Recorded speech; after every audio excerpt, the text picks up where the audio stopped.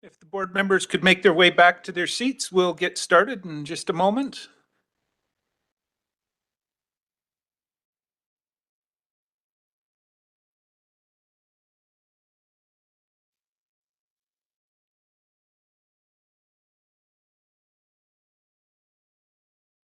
I think we've got plenty of bodies for.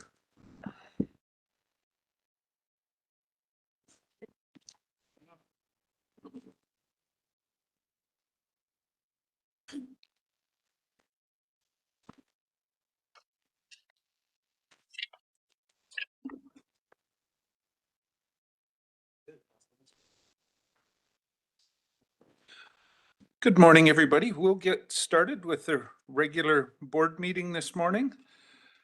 We have a proposed agenda in front of us. This would be an opportunity to ask for anything on the consent agenda to be removed and put into the main portion if there's a desire to discuss any of these items. Not seeing anything there. We also do have one addition to the agenda, which would be the submission to the Utilities Commission. So we will include that into the agenda. Looking for a motion to approve the agenda as amended. Moved. Thank you. Seconded. Thanks. All in favor? Great. Any opposed? That motion carries. That brings us to the consent agenda. Corporate issues. Looking for a motion there. Mover, seconder. Thank you. All in favor? Great. Any opposed? That motion carries. Down to item B, development services. Item B1, over to the CAO. Thank you, Chair. This application is seeking to allow the resident use of a recreational vehicle on the subject property for the issuance of a temporary use permit. Staff's here to answer any questions, and there is a recommended motion that will be appearing on the screen shortly. Okay. There's no there is presentation? A PowerPoint presentation. Okay, I'll go to staff first then. Go ahead. Thank you. There it is. Perfect. So I want to start just by apologizing for the length of this PowerPoint, because it is basically a policy discussion being presented to you in the context of a planning application. But I will speak to the application first before I get into policy considerations for the board. So as the board is aware, this is a temporary use application to allow for the residential use of a recreational vehicle. The subject property, which I'll get to in a second, is on Green Lake Road, and I just want to emphasize that this is an electoral area. Okay, the clicker's slow here.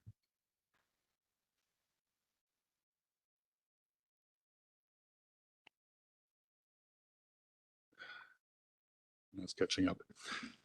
All right, so just for the board's benefit, some context as to the location of the property and how it's currently being used. So as you can see, it's kind of southwest of OK Falls on the other side of the channel. The entirety of the property is just under 26 hectares in area. It's currently assessed as a farm in BC assessment. In terms of built form, there's a single detached dwelling, various accessory structures. Part of the property is under agricultural operation. And of course, there is the RV that's being considered today in the context of the TUP. The parcel is split zoned. There's 3 different zones that apply to it, but I'm only focusing on the small holdings 4 zone today because that's the zone that applies to the location where the RV has been placed. And then it's also subject to an environmentally sensitive development permit area designation. Oops. So the applicant's request, sorry, I don't know what's going on here.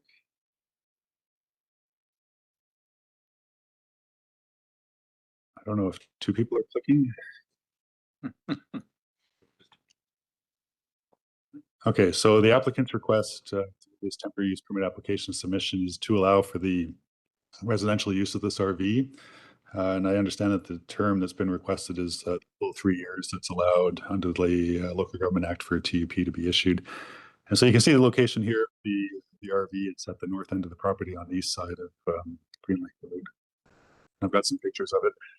Just to clarify that this is a situation where the vehicle has already been placed on site. And so the application is attempting to formalize. It's not proposed, it's existing.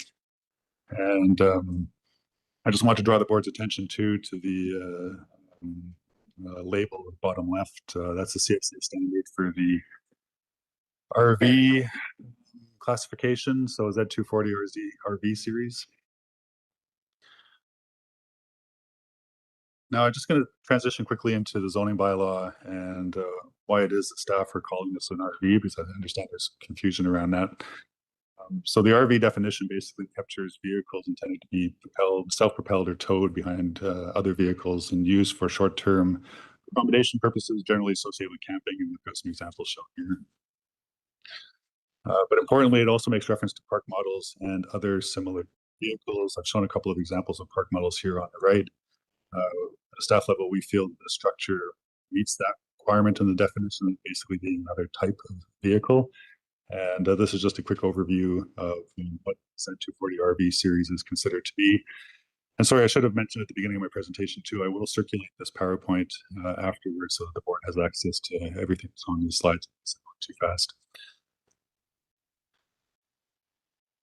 Now, again, more context from the zoning bylaw, RVs are expressly prohibited in all zones. That's clearly laid out in section 6.10.2. There are a couple of exceptions located elsewhere within the bylaw where an RV is being used for temporary accommodation or short-term purposes. I think I would argue the most common one is obviously where it's being used in relation to a campground use, but there is an exception made when there's an active building permit, so somebody can live in an RV building their new house, but the expectation is that once the house is completed, the RV is vacated. This slide speaks to some challenges that we see at a staff level, and this is primarily in relation to building code issues. I think what I would draw the board's attention to is that the intended use of RVs is strictly temporary and recreational, intermittent, short-term. You can see these comments coming up here in this table. Durability is not addressed. Fire department access is not addressed. There's basic concerns with these types of vehicles being used on a year-round basis. Again, I just wanted to put this in to, again, provide clarity, because I've seen comments that have been coming in the news reports and social media posts and the confusion around what is a tiny home. And I'm not sure anybody knows what a tiny home is, but for us, it's not a term that's recognized in the context of the zoning bylaw. For us, it's generally shorthand that people use to refer to living in an RV, a car, or a trailer. And there's a lot of misperceptions that we see at the counter by emails or queries that come into the planning department about tiny homes, quote unquote, and their need to comply with zoning regulations. Now, that being said, it's not like the zoning bylaw precludes tiny homes, or what we would call homes that are small. They generally take the form of an apartment, a townhouse, a suite, or a house. And I'm only speaking here in the context of the zoning bylaw. Obviously, there would be different considerations in relation to the building code. As far as the zoning bylaw is concerned, there's only a few restrictions on how small you can build a house. So you can get quite small, 25 square meters. For a detached dwelling, I think under the code, the smallest you can get for a unit and a multi-unit structure would be 25 square meters as well. But the benefit of a home that is small is that we're generally assessing these against the code for safety compliance. So it is possible to build small homes. Now I'm transitioning over to previous board consideration of this topic, and as I'm sure you're aware, this has been before you many, many times in the last 5 years, particularly in this term. We have the director's motion from 2021 where for requests for forward options in relation to bunkies, mobile tiny homes, and RVs. There was a discussion that was had with the board around housing options that we felt addressed a lot of this stuff in March of 2023. At that time, the town of Oliver had submitted a resolution to UBCM asking for the province to address tiny homes through the building code. And in March 2023, the board resolved to defer waiting for that provincial response to the resolution. And as a reminder for the board,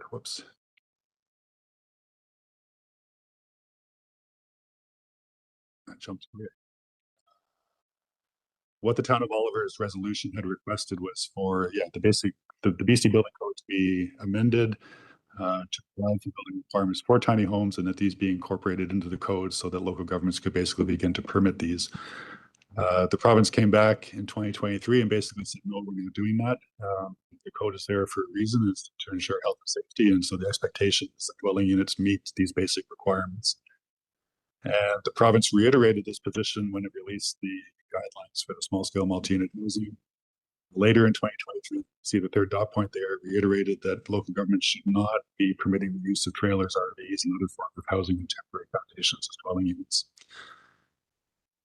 Now, and again, I know the board's aware of this because it keeps coming up. We've had multiple applications this term, temporary use permits that have asked you to consider approving the residential uses of RVs.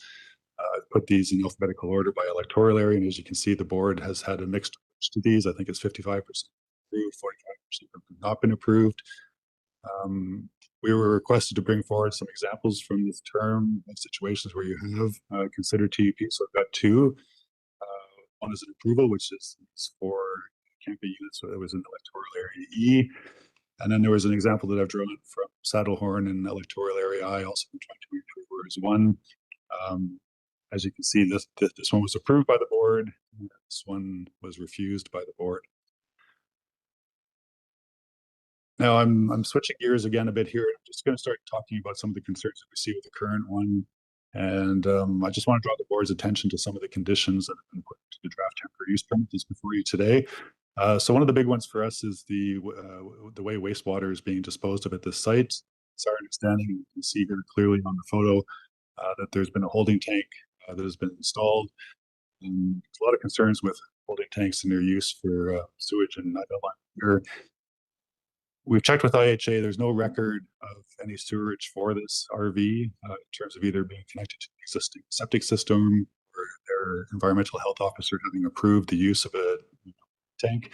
And as the board may be aware, we also, through the subdivision development servicing bylaw, prohibit holding tanks. And that's because of some of the concerns that can come with them, especially in terms of contamination, flow or leakage, and a challenge with enforcing regular pump out schedules, etc. So returning back to the permit, which is in your agenda package, there are a number of conditions that we think would be beneficial here, and that's if the board is of an opinion to this RV for residential occupancy. These conditions speak to some of the same standards that we would apply to typical dwelling units, such as a Z240 or A277 stick-built house. So confirmation of compliance with the sewage system regulation, confirmation that suitable potable water supply is being provided, and that electrical complies with the electrical safety regulation. The fourth dot point is it's not actually in the permit because this is a standalone requirement that the applicant's going to have to satisfy given the disturbance that's happened on the property, but this location is identified as having environmental values, and there's no record of an environmentally sensitive DP having been issued previously, so that'll have to be resolved. Another request from a director was for a breakdown of the representations that have been received to date in this application. So when we put this chart together, I think we'd had about 91 or 92 representations come in, which is fairly substantial for TP. So as you can see here, even though this is an electoral, I think about 6 of the representations received came from residents in that area. 21 came from residents in electoral area D. And then the largest group, it says member municipalities, but I think just anecdotally taking a quick look at these representations, the vast majority of the 41 came from residents within the city of Penticton. Because of social media and other mainstream media coverage of this issue, we've also received representations from elsewhere in the Okanagan, elsewhere in BC, and very rare for us elsewhere in Canada, out of province. I apologize, I'm not quite sure what the miscellaneous reference was. I had to check that before the meeting, but which could be, we weren't able to identify actually.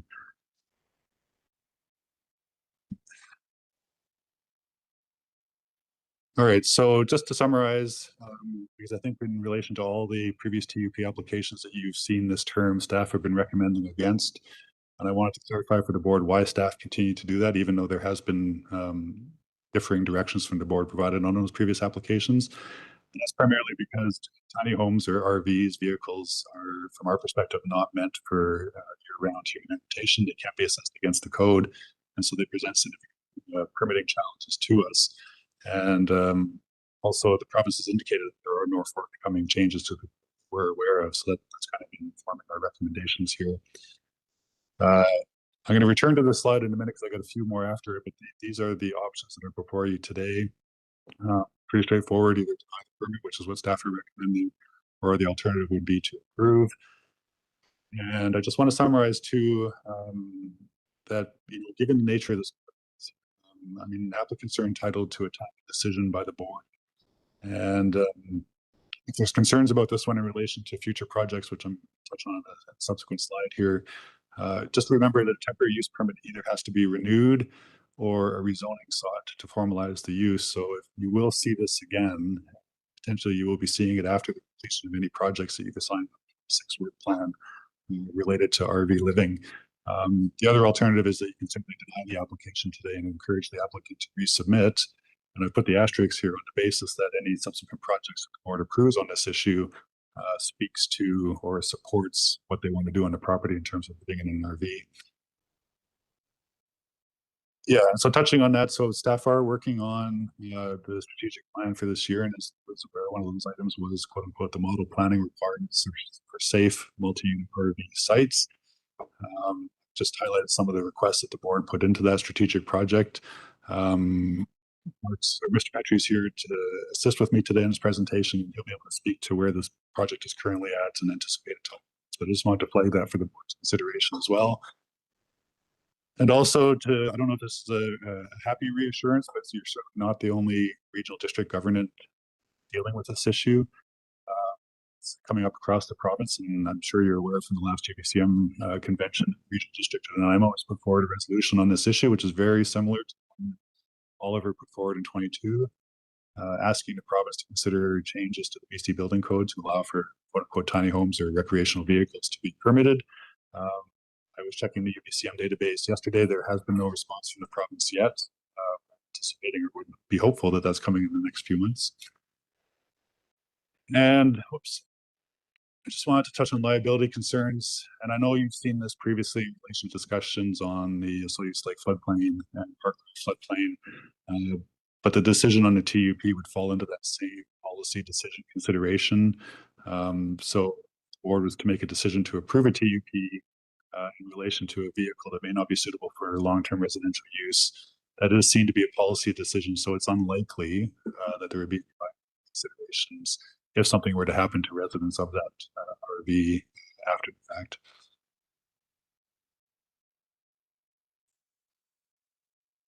Almost done.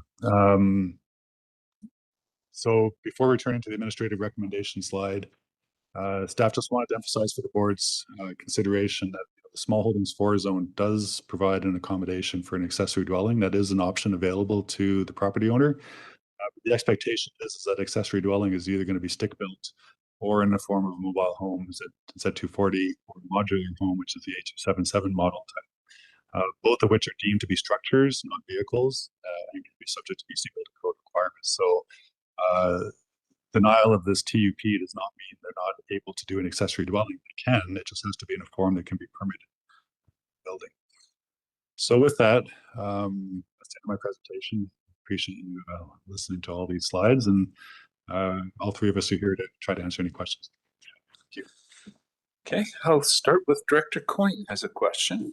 Yeah, Chris, when we had the houses in Naramata that were on the lake with the holding tanks, staff were in favor of that, but every other time it seems like staff's not in favor of holding tanks. So can you explain why you're in favor of ones that were right in the lake and other ones that are not in the lake and they have a holding tank? I don't understand how you guys come up with a determination on what you support, what you don't support on holding tanks. For the staff? So through the chair, so we do, for the board's benefit, try to articulate our rationale for our recommendations in staff reports. And in the context of the mill examples that we've raised, the applicant submitted in that context that because of the size of the parcels, their professional engineer had recommended the use of a holding tank. They had approached IHA and obtained all their approvals from the environmental health officer for a holding tank. So IHA had signed off on it. And because these particular properties were right adjacent to Okanagan Lake, the board has previously adopted policy statements supporting production of SPIAs, streamside protection enhancement area, in order to preserve riparian values. And so in this case, the applicant also had a qualified environmental professional state that the use of a holding tank was the best option in relation to protecting SPIA on those two properties. So in all those considerations, we recommended in support of those two holding tanks. But I believe those are the only two examples that we've supported in the recent past. Okay, follow up to that, and then over to the CAO. Yeah, to the to the hookups to electricity, do we have to make everybody hook up to electricity? Is that a thing? Like, what if you want to be on the solar panel? You want to be on alternative energy? It came up a couple times in your slides that electricity hookup is a must. So I'm just kind of curious about that one because, with all the new solar stuff, you kind of would think people would want to do that way instead. It's a lot cheaper. Over to staff. So it is an option to use solar as well, but typically if there is electrical power available, they would have that on site. So if you're in Fortis the service area, usually you would use that option, but it isn't mandatory. So it's just typically cheaper to do so. But we do have some situations where it'd be too expensive lines, and then they do go to the solar option. Okay. Any other questions for staff on this? CAO, go ahead. Just to let the board know that the strategic priority plan to bring this back to the board is on August the 20th. So that something will be coming with a recommendation for the board to either accept or change the recommendation. Okay. I've got Director Federico and then Monteith. Thank you, the chair. So aside from a sticker on the side that says it's an RV, how are we certain that it's not built to BC building code, aside from it coming in that it's just labeled as such? Staff. So typically you would want to stamp it with the highest certification. So there's different standards. The RV would generally be seen as the lowest standard. I don't have the exact resource, but I think I saw the longevity of an RV was somewhere between 10 to 20 years. That's kind of the general standard that these are built to. For durability, mobile homes, I think somewhere between 30 and 40, and then A277 BC building code would be 50 to 100 years. So there's obviously more required to be put into that building if it's to be built to the higher standard. So people would choose a lower standard for the use of building, typically, companies. So it wouldn't be in their best interest to not stamp it to a higher degree if they're able to meet that standard. I mean, it would be in their best interest to stamp it with a higher certification. So we don't know. We have to rely on the certifying bodies. Most of these are factory built.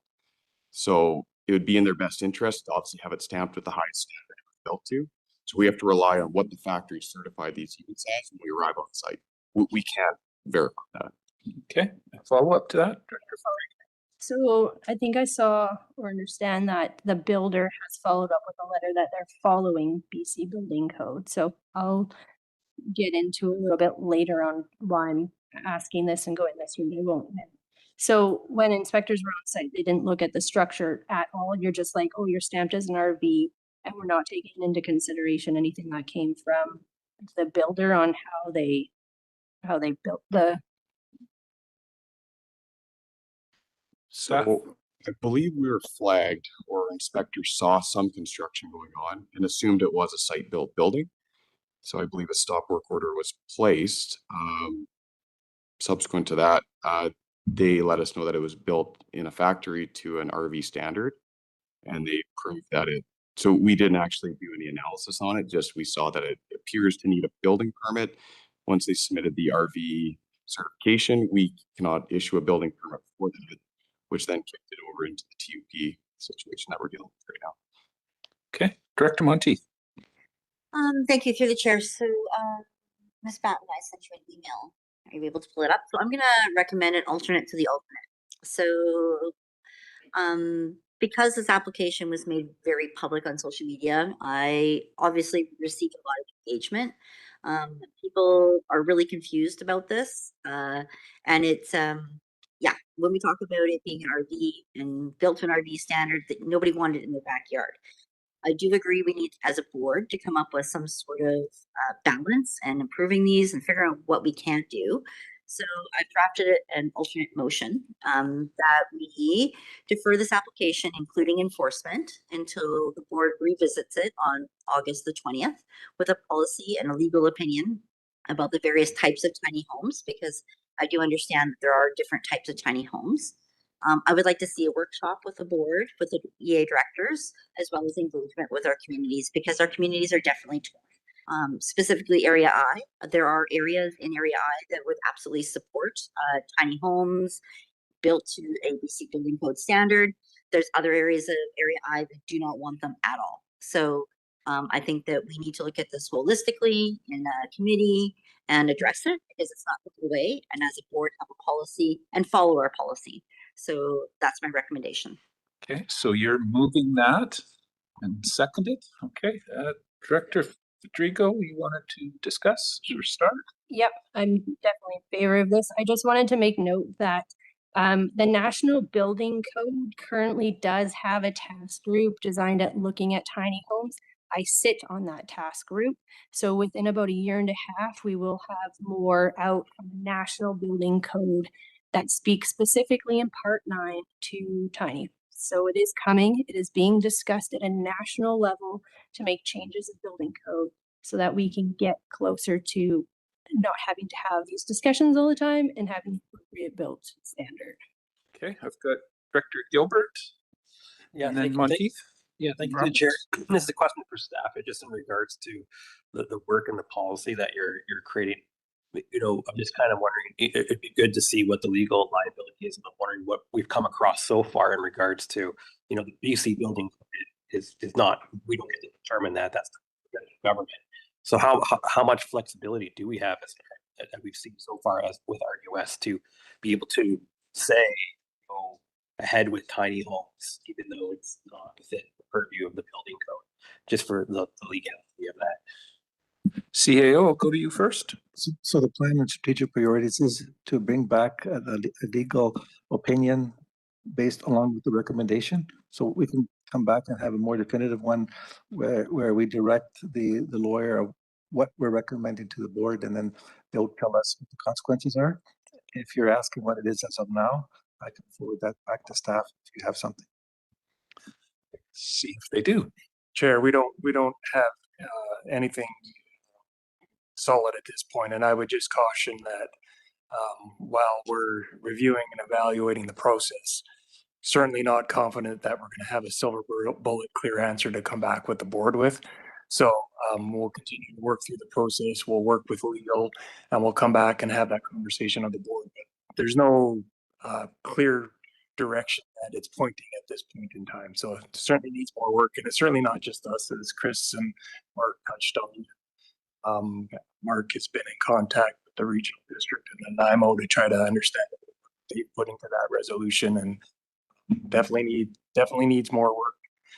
And again, I just caution, we'll come back to the board, we'll have that conversation, but it's certainly not going to be a straightforward conversation either. I'm sure it'll be a dialogue that will have to occur.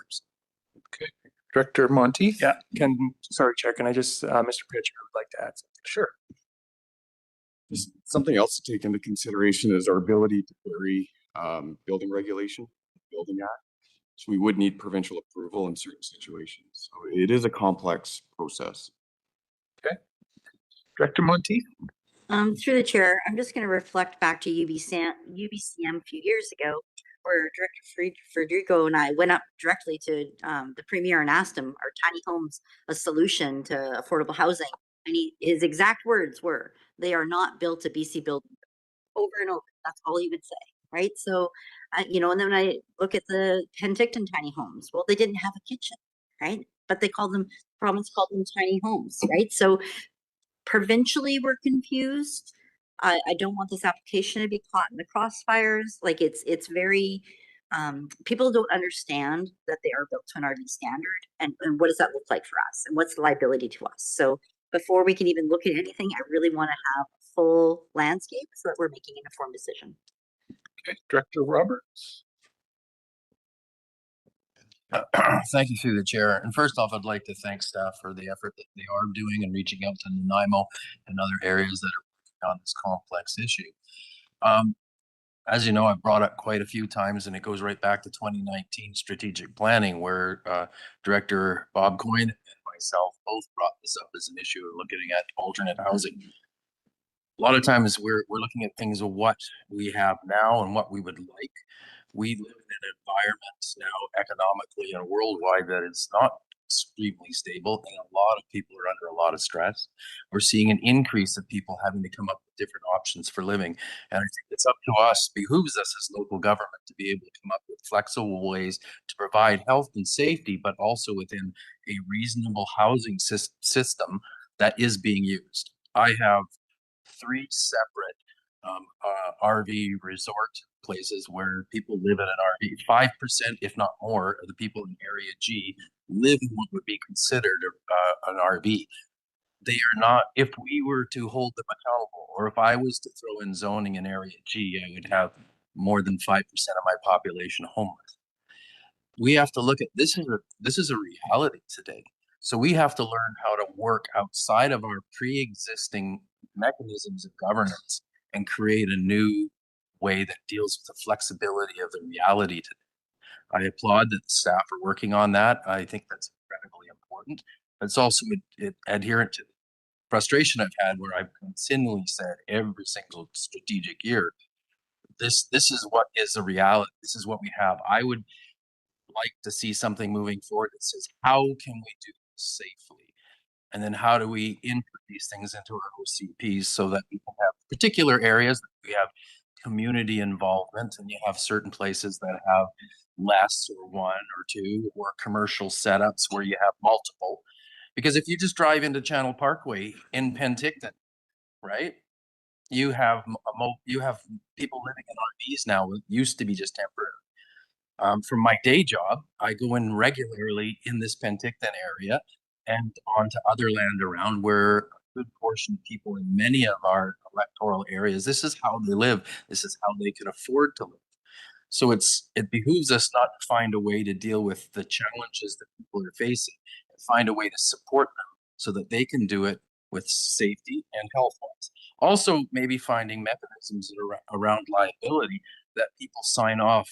For instance, if you're going to do a step like this, we have people building in areas where, like our narrow valley, it's almost everything's desert land. You know, everything has the potential of a rock going through your building. People need to be aware of these challenges. They need to be aware of the risks that they take, and that they take that onus on themselves, because again, people are having less and less options. And a good thing with tiny homes, with these other options, is that people may use a period of time to be able to develop the financial means to build a better structure, move some, but they're going to need it in the meantime. So this is an incredibly important topic, and I think it's really going to set the tone for the future. Thank you. Okay, I've got Director Bloomfield, Director Coyne, and Taylor. And thank you, and through the chair, and I'd like to thank Director Roberts for his comments, because I think he was bang on the money there with the state of the housing market, state of the economy, and the fact that we do have people living in RVs, whether we like it or not. They're living in RVs year round. And I think the way forward and the most simplified way of moving forward on this is to go to the province and say, look, what are the minimum requirements from a health and safety point of view for an RV to be used for permanent living?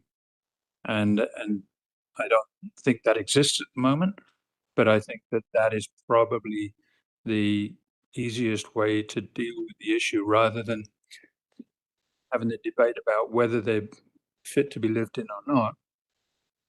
The fact is that people are living in them, living in RVs, and so if the province came up with a minimum requirement on what the RV looks like to allow for permanent residence, then that's probably going to be the simplest answer for us.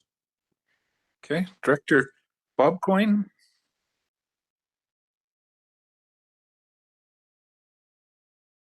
There we go. Thank you. I really appreciate everybody being passionate about what they're speaking about today, both staff and the directors. But could you please speak into the microphone so we can hear you? Because your voices keep cutting in and out. And when you're a few inches away from that mic, it makes a big difference to us on the other end. So please remember us. Thank you. All right, Director Taylor. Yeah, First off, I'd like to thank staff. I think they did a lot of work on this, and it's really helped to put all the information on the table. Secondly, I'm not prejudging where the board's going to go on this, but you know, even if we do approve this, it's not an approval of that particular item, and I hope the applicants look at some of the issues that have been talked about septic, electrical, water.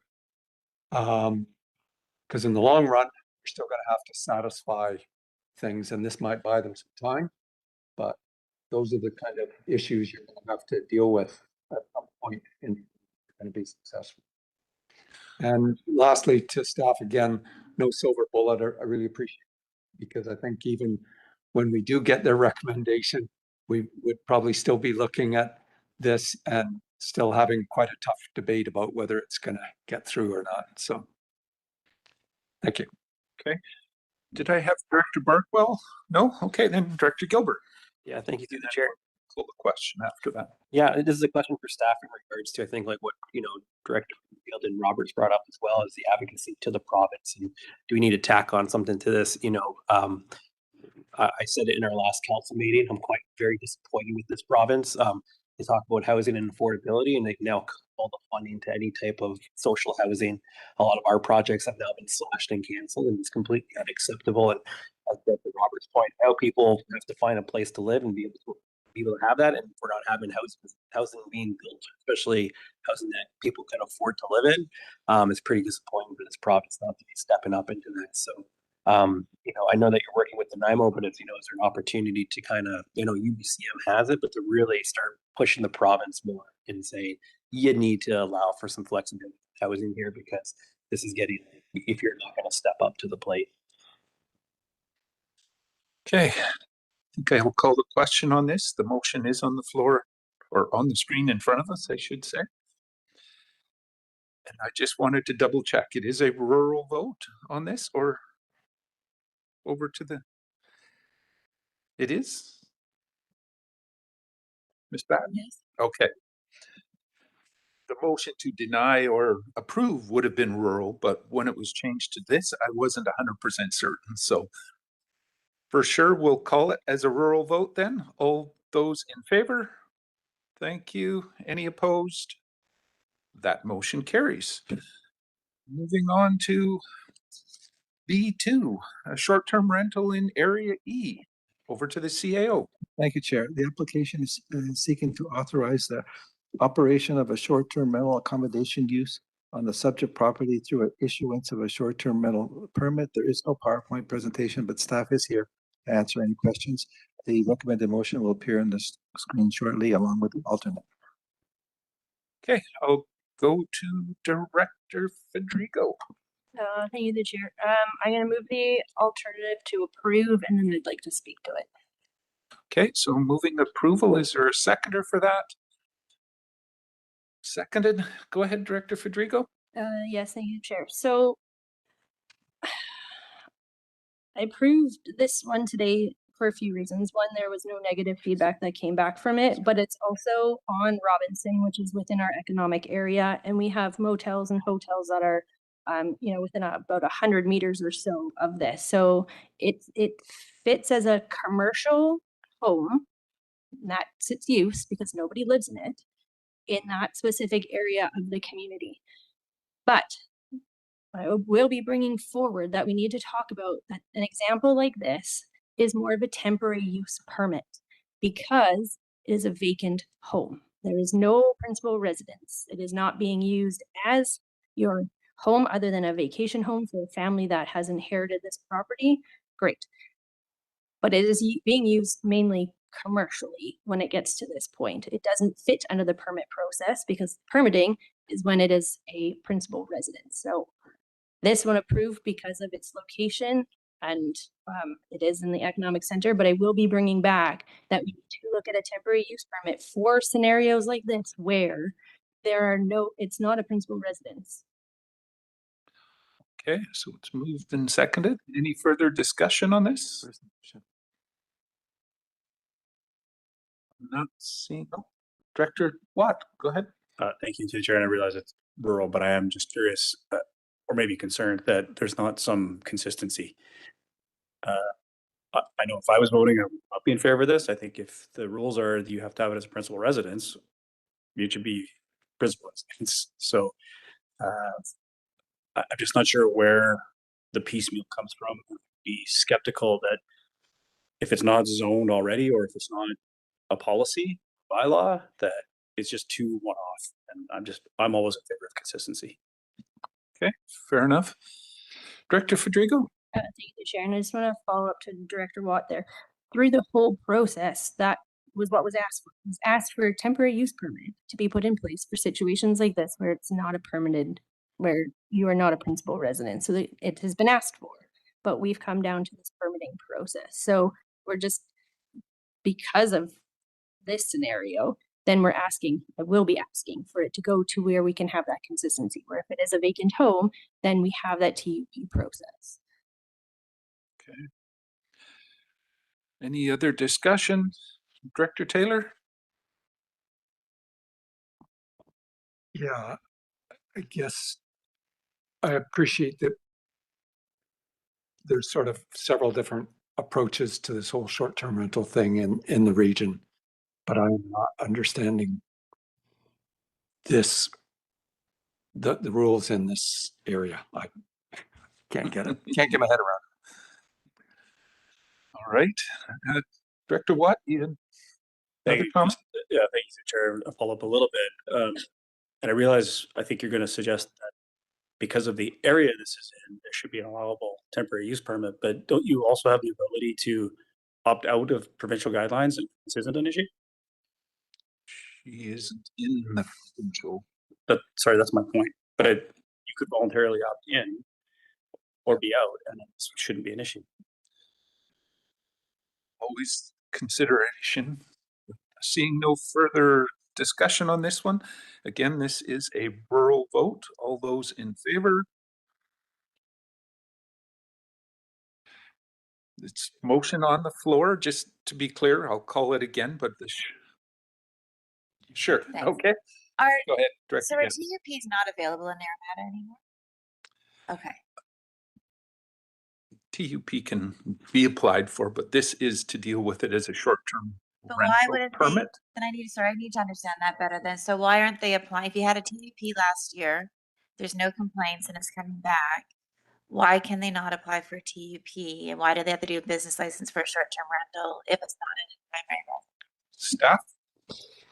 Through the chair, the previous vacation rental temporary use permit application process was replaced with the current short-term rental permit application process as part of those amendments that were adopted by the board in the fall of 2025. So temporary use permits are available for other types of uses, include commercial, industrial uses, just as examples. Just this particular type of use, there is a pre-existing application process for, and that's the short-term permit application. Can I ask a quick follow-up? Go ahead. Thank you. So can a TUP be crafted that specifically fits this then? Like if it's not, you know what I mean? Like certainly we don't have a list of all the possible TUPs. So could this applicant be better? Would it be better advised for this applicant to go back and do a custom TUP? And again, sorry, this does go back to the clarification issue. Yeah. Staff first. We'll take an initial stab at it. I'm going to ask Mr. King to help me, but just to muddy the waters, but I'm attempting to clarify, they're both actually technically TUPs, right? The short-term rental permit is being authorized under the temporary use permit authority in the Act. It's just to facilitate the permitting of vacation rentals or short-term rental accommodations. Areas A, C, and E, the STR permit was requested, I believe, or as I recall, I might need some help here, as a way to continue to view applications as they came in for suitability. We had originally drafted that on the basis that they would be issued for similar periods of business licensing, which is required in a couple of these areas, and that they would be applied to situations where there's a dwelling unit. And if there is no dwelling unit, then we would look at a non-STR TUP to address that tourist accommodation use, if I've got that correct. So I've got Director Coyne and then Federico. I'm confused because isn't that exactly what Director Federico was asking for in Naramata was a permit option for this exact scenario. I'm confused. Go ahead, Director Federico. Thank you. Through the chair. So I envision that the TUP process comes in under the new definition of tourist accommodation, because now you are using a residential home for commercial use. It is vacant, it's not being used as residential. Therefore, with my view, it fits then under tourist accommodation, because now you are pretty much a hotel, a motel, or just a vessel that is providing sleeping units for the traveling public. So if it's vacant and it's not a principal residence, I see it as more of a commercial use, because you are now using a residential property as a hotel. And so where the difference in the permit is that it is your principal residence, you live there. It is just you are now offering the traveling public a bed within a secondary suite or an accessory dwelling. And part of the permit process was for that, because your guests could be there without the principal homeowner, that neighbors would have a say. So seeing them as two different entities, and that like a secondary home that is completely vacant is now a commercial hotel motel use that would then fit under tourist accommodation. So that's how I see the differentiation between that. So in this case, this home was acquired by a family and they use it for personal uses. And then when nobody is there, they rent it out as a commercial use. They rent it out as pretty much a hotel or a motel. So that's where I see the difference between the permit and a temporary use permit. Okay. We'll call the question. Follow up. Yeah, thanks. Yeah, Okay. Director Gettins. Yeah, so I'll vote that I'm just gonna say I'm gonna support the alternative recommendation that you put forward. And it also explains that staff explained really clearly here that should we consider the proposal to have merit based on this, that is already a existing vacation use, then you may choose to use the STO permit. So that this discussion was clarified, and I just want to let you know that I think you explained the alternative proposal and the justification for that well. So I'm gonna support it. Okay. So the motion is on the screen in front of us. It's to support it. So you're approving it if you vote in favor. All those in favor? Okay. Those opposed? We've got Director Chahal and Taylor. That does carry. Protective Services, Public Safety Power Shutoff, Identified High-Risk Areas, CAO. Thank you, Chair. The purpose of this report is to provide an update and comprehensive overview of the regional district position regarding Fortis BC's Public Safety Power Shutoff Program, identify RDOS communities formerly identified as the Public Safety Power Shutoff areas, document the regulatory and historical context data, summarize operational and public safety risk, and seek board direction regarding the continued advocacy of the province of BC's Utilities Commission. Staff is here to answer questions, and there is a PowerPoint. There is a recommendation that's going to appear, and no PowerPoint presentation. Okay, discussion on this. I got hands, Director Coyne and then Roberts. I think I've made my position pretty clear time and time again. Now that this program is growing to include other communities, just like I said it would, I think we need to take a very strong stance against what is proposed, because I don't think we're going to see an end to this. Yeah, they need to do the work to clean up their lines, and then we'll be safe. But since they don't want to do that and they want to use a cop-out and come this way, I'm opposed to it. Okay, Director Roberts. Thank you through the chair. Just to make sure that everybody's aware, in support of also Donegal Wilson, our MLA in our area, and I wrote separate letters to Fortis in regards to our dismay because of many discussions I had specifically around the community of Headley, as well as anywhere else in Area G for that matter. But in regards to Headley specifically, the endangerment that would be created by a community that is a heritage footprint. Many of the buildings were built 100 years ago. They're heritage assets, but they're unfortunately, basically sitting on each other's lap. And if a fire was let to go because there was no water to pump for fire suppression, would lose the whole town. That has been brought up. Not only is that the heavy metals issues with the water in Headley, that if the water is turned off, the pump system goes down. If it's left for any length of time, the community would be under a do not consume order for multitude of days, if not at least a month, because of what they'd have to do to bring up the 60 horse pump versus the 30 pump. When they bring up stuff, when they talk about, is this like, oh, it's going to be not when it's just really hot. It's also going to be, it's windy.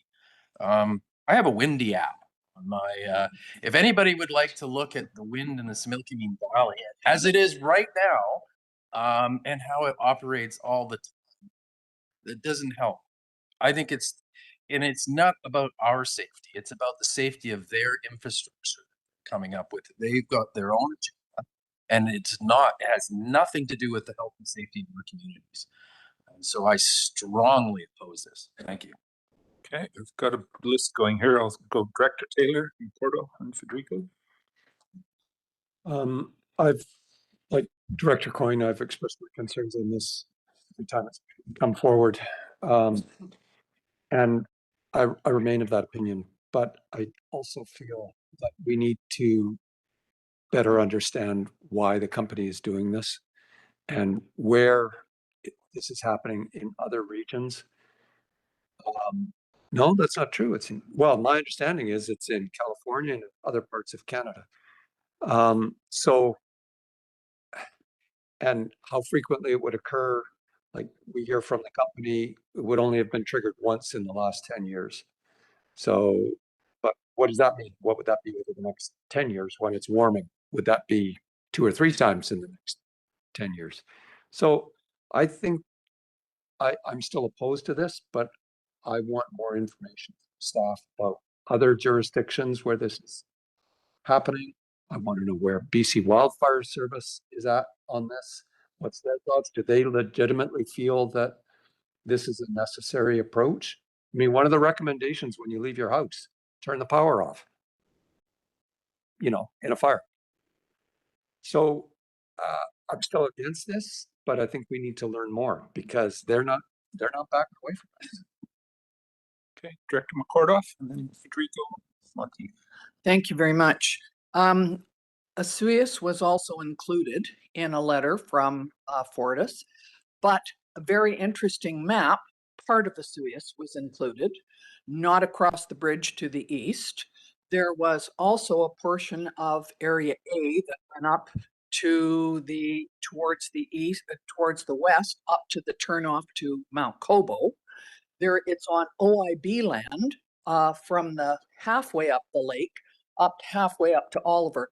It's all over the map. And I specifically said, if you're going to suggest this, I need you to come down and do a presentation to people in Asuias about this and why it's happening. And Fortis agreed to do that. They haven't set it up, but they agreed. So I'm very much in favor of including all the regional district in this, because last year it was just the Similkameen that was involved.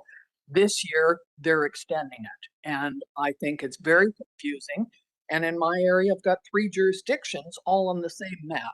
So I am in favor of including all the RDOS. Thanks. Okay, Director Federico. Thank you, and I've expressed this to Fortis, but they're creating an emergency situation that gets downloaded to our taxpayers, because we're going to need to set up an emergency service center. We're going to have to open up an EOC. We're going to have to open up spaces for those that don't have power and need it to come to. So they're downloading to us. So private enterprise is now downloading an emergency to us as a local government. So I've asked Fortis, I'm like, are you going to buy us some generators to put in our arenas? Are you going to support us with funding to, update some of our centers, that when the residents that are within your area are now coming to us as local government, they're not going to phone Fortis when they shut the power off. They're going to phone us. they're going to wonder what's going on. They're going to wonder where they're going to go, how we're supporting them, and how we're going to help them. So it's a download onto our local taxpayers to manage an emergency created by a private enterprise. And I've expressed this to Fortis. I've chatted with Shelley a little bit too, and like, what are they going to do then now as this private enterprise? They're funding to help support us and take that burden off of us financially, and then what supports are going to be available. So I'm not in favor of this shut off. The other thing is, if you look at who's on the utility commission, a lot of them have worked in the industry naturally, or for Fortis. So I'm not quite sure what support we're going to get from the utility commission to, you know, shut this down, as much as we can put in our displeasure with it. So overall, do not like where Fortis is going with this. Okay, Director Monteith. Thank you through the chair. I just want to flag to staff that I don't think the list here with all the communities is up to date. Actively, I've been working with Fortis to reach out to the communities of Twin Lakes and St. Andrews, who are also part of this as well. So I think that if we're going to make this public, it needs to include all the communities that are involved. Yes, I agree with that. That was just an error on my behalf over here. That they were going back and forth in between your communities and the boundaries, and they added it and then they removed it over when I did speak to Fortis, and they added it again a week ago. So it is still on the docket over for it to be a part of this service. Okay, follow up. Yep, thank you. And just if my community's listening, they're planning, Fortis is planning a meeting in Twin Lakes and one at Apex. So I'm hoping to get one at St. Andrews as well. Okay, got Director Roberts, Coyne, and Gilbert. Thank you, through the chair, and a bit of a follow-up from Director Federigo. One of the things I was going to bring up, that it's a private company that is creating an emergency. And this was brought up at UBCM with our MLA and other directors, Director Coyne, I think Director Federigo as well, that we mentioned to them that if they believe that they're going to do this, set an emergency, that I only would support something if it was under an emergency, a state of emergency, that we could then have the resources by having a private company that just decides for its own infrastructure. I think that's, of course, we know my opinion on that, stated well from Director Federigo. The other Dr. Federigo. We also brought up to them the sorry, I have a cold. It makes me sound better. The liability was the issue in California that initiated this, was the big fires, and they got sued. A utility company got sued. So this is all about their own liability. And I say, if I lose the whole town of Headley on the whim of a utility, I'd like to see who I'm going to sue or who they're going to sue. This is completely. Okay, Director Coyne. Yeah, couple points. The first one was to the part about California. The reason Fortis went to California to find out, and then they've implemented in other places, other jurisdictions that Fortis has control over. So they went to California. California's private utility, private everything. They were sued after the fires. British Columbia, you don't have the opportunity to sue the utility the same way you do in California. So the tariff allows them to do what they need to do. There's a whole bunch of other regulations around. There's no physical way for people to sue in the same capacity, or even go after utility in the same capacity as California. I've had this argument with them numerous times. Their story changes every time you talk to them. The other problem is the emergency management side of it. The province has said that this is a man-made created problem. EMCR will not, unless something's changed in the last few weeks, EMCR refuses to acknowledge this as an emergency. So that means if we have to stand up an EOC in any of our communities or in the regional district, it is 100% on the backs of our taxpayers locally, because a private company has decided to turn off the electricity in the hottest, worst time of year, when we're going through possibly a heat dome and all the other things where we're going to have cooling centers and all these other things, with no support from them to cover the costs. This is completely unacceptable. you know, and then now they're trying to backpedal a little bit, and they said, oh, well, we'll keep this line on, we'll keep your critical infrastructure on, but we're going to turn everything else in town off. So I don't know how they plan on keeping certain things on while they're turning the substations off. It just doesn't make any sense. There's a lot of unknowns here. Every time you put the pressure to Fortis, the story changes. The story changed when we were in Victoria last year. It changed 3 times in the same meeting that we had. And they just they can't get their story straight. So we have to be very firm about this. This is a good step. I think Director McCordoff is correct, and so is Director Monteith. We need to include the entire regional district, make it known that we are not in favor of this. And I think we strongly also need to urge them to maintain their lines, because the whole point of this is trees falling on their lines. And as I pointed out in this room to them when they were here, that if you take a drive up Highway 5A and the trees are growing around the power lines, and they said no, until they came to town and they came down Highway 5A and they saw all the trees and the lines growing together, they said, oh, we're sorry, Mr. Mayor, we didn't realize that you're right. So I think we need to hold them accountable for their job. We need to hold the province accountable to keep them on their doing what they're responsible for, and that's keeping our communities safe, keeping their lines cleared, and dealing with things that they need to deal with. Okay, Director Gilbert. Yeah, thank you, Chair. I'm just curious, did they come and done a presentation to RDOS specifically on this before? Oh, last year, okay. Because I guess I was going to move the recommendation, and as the point of Director Taylor's point out, as Fortis BC is beholden to their board of investors, they should also be beholden to the board of the community, and they should come in here and answer our questions for us. So I would love to move the staff recommendation and add a line to it, requesting that Fortis come and have a conversation again with the board of directors in regards to this program. Okay, you're moving it. I'll ask, is there a seconder for it? Obviously there is. Okay, so I've got Monteith is next on the list. Yeah, thank you. I do want to amend the motion to include the regional district just because it's not accurate in the report. So the other part I want to bring up. Consider that a friendly amendment. Yes, thank you. The other part I want to bring up is a resident brought it to my attention that should a community lose power, likelihood of losing all of their items in their fridge and freezer could be there. And that the garbage cans we currently provide them would not accommodate disposal. So I don't know as a board, like I don't know if our advocacy is going to stop this process, but I do know that if we had a community that lost power and those property owners had to get rid of all their food waste, right now we don't have a mechanism to waive those fees or something. So I feel like we need to address that because that's going to be an issue sooner than a policy change of force. Okay, Director Taylor in Barclay. I just heard comment about meetings in communities, and I'd just like it if that could be orchestrated through staff, RDOS, and we could have meetings like that in all the communities rather than just as requested by a director. Okay, Director Barkwell.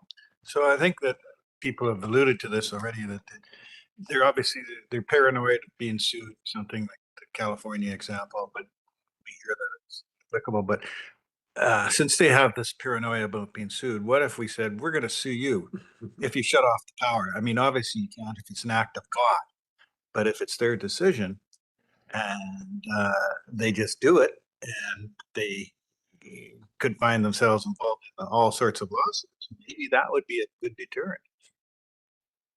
Something to consider, I guess. To staff. Yes, I just want to just add just a few things in regards to back up the power and out of the food and out of waste. Our EOC is very good at creating a colorful request over to the province over to remove waste after wildfires or emergencies over. So our EOC actually would send in requests to the province over for all food waste. And we would create a secondary emergency for that. So our EOC would find a way to activate our EOC and obtain funding for that.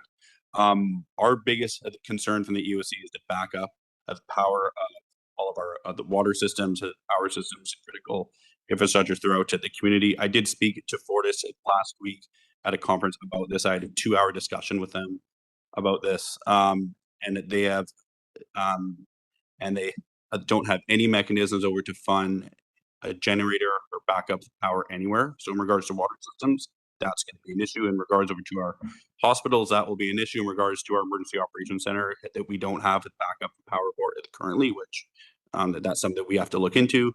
They won't cover that. So these are big discussions that we need to have internally at the RDOS here to see how we can fund items over for our EOC and for our critical infrastructure if we have those. But again, our EOC will do the best that we can obtain funding through EMCR to support events such as this. Okay, Director Coyne.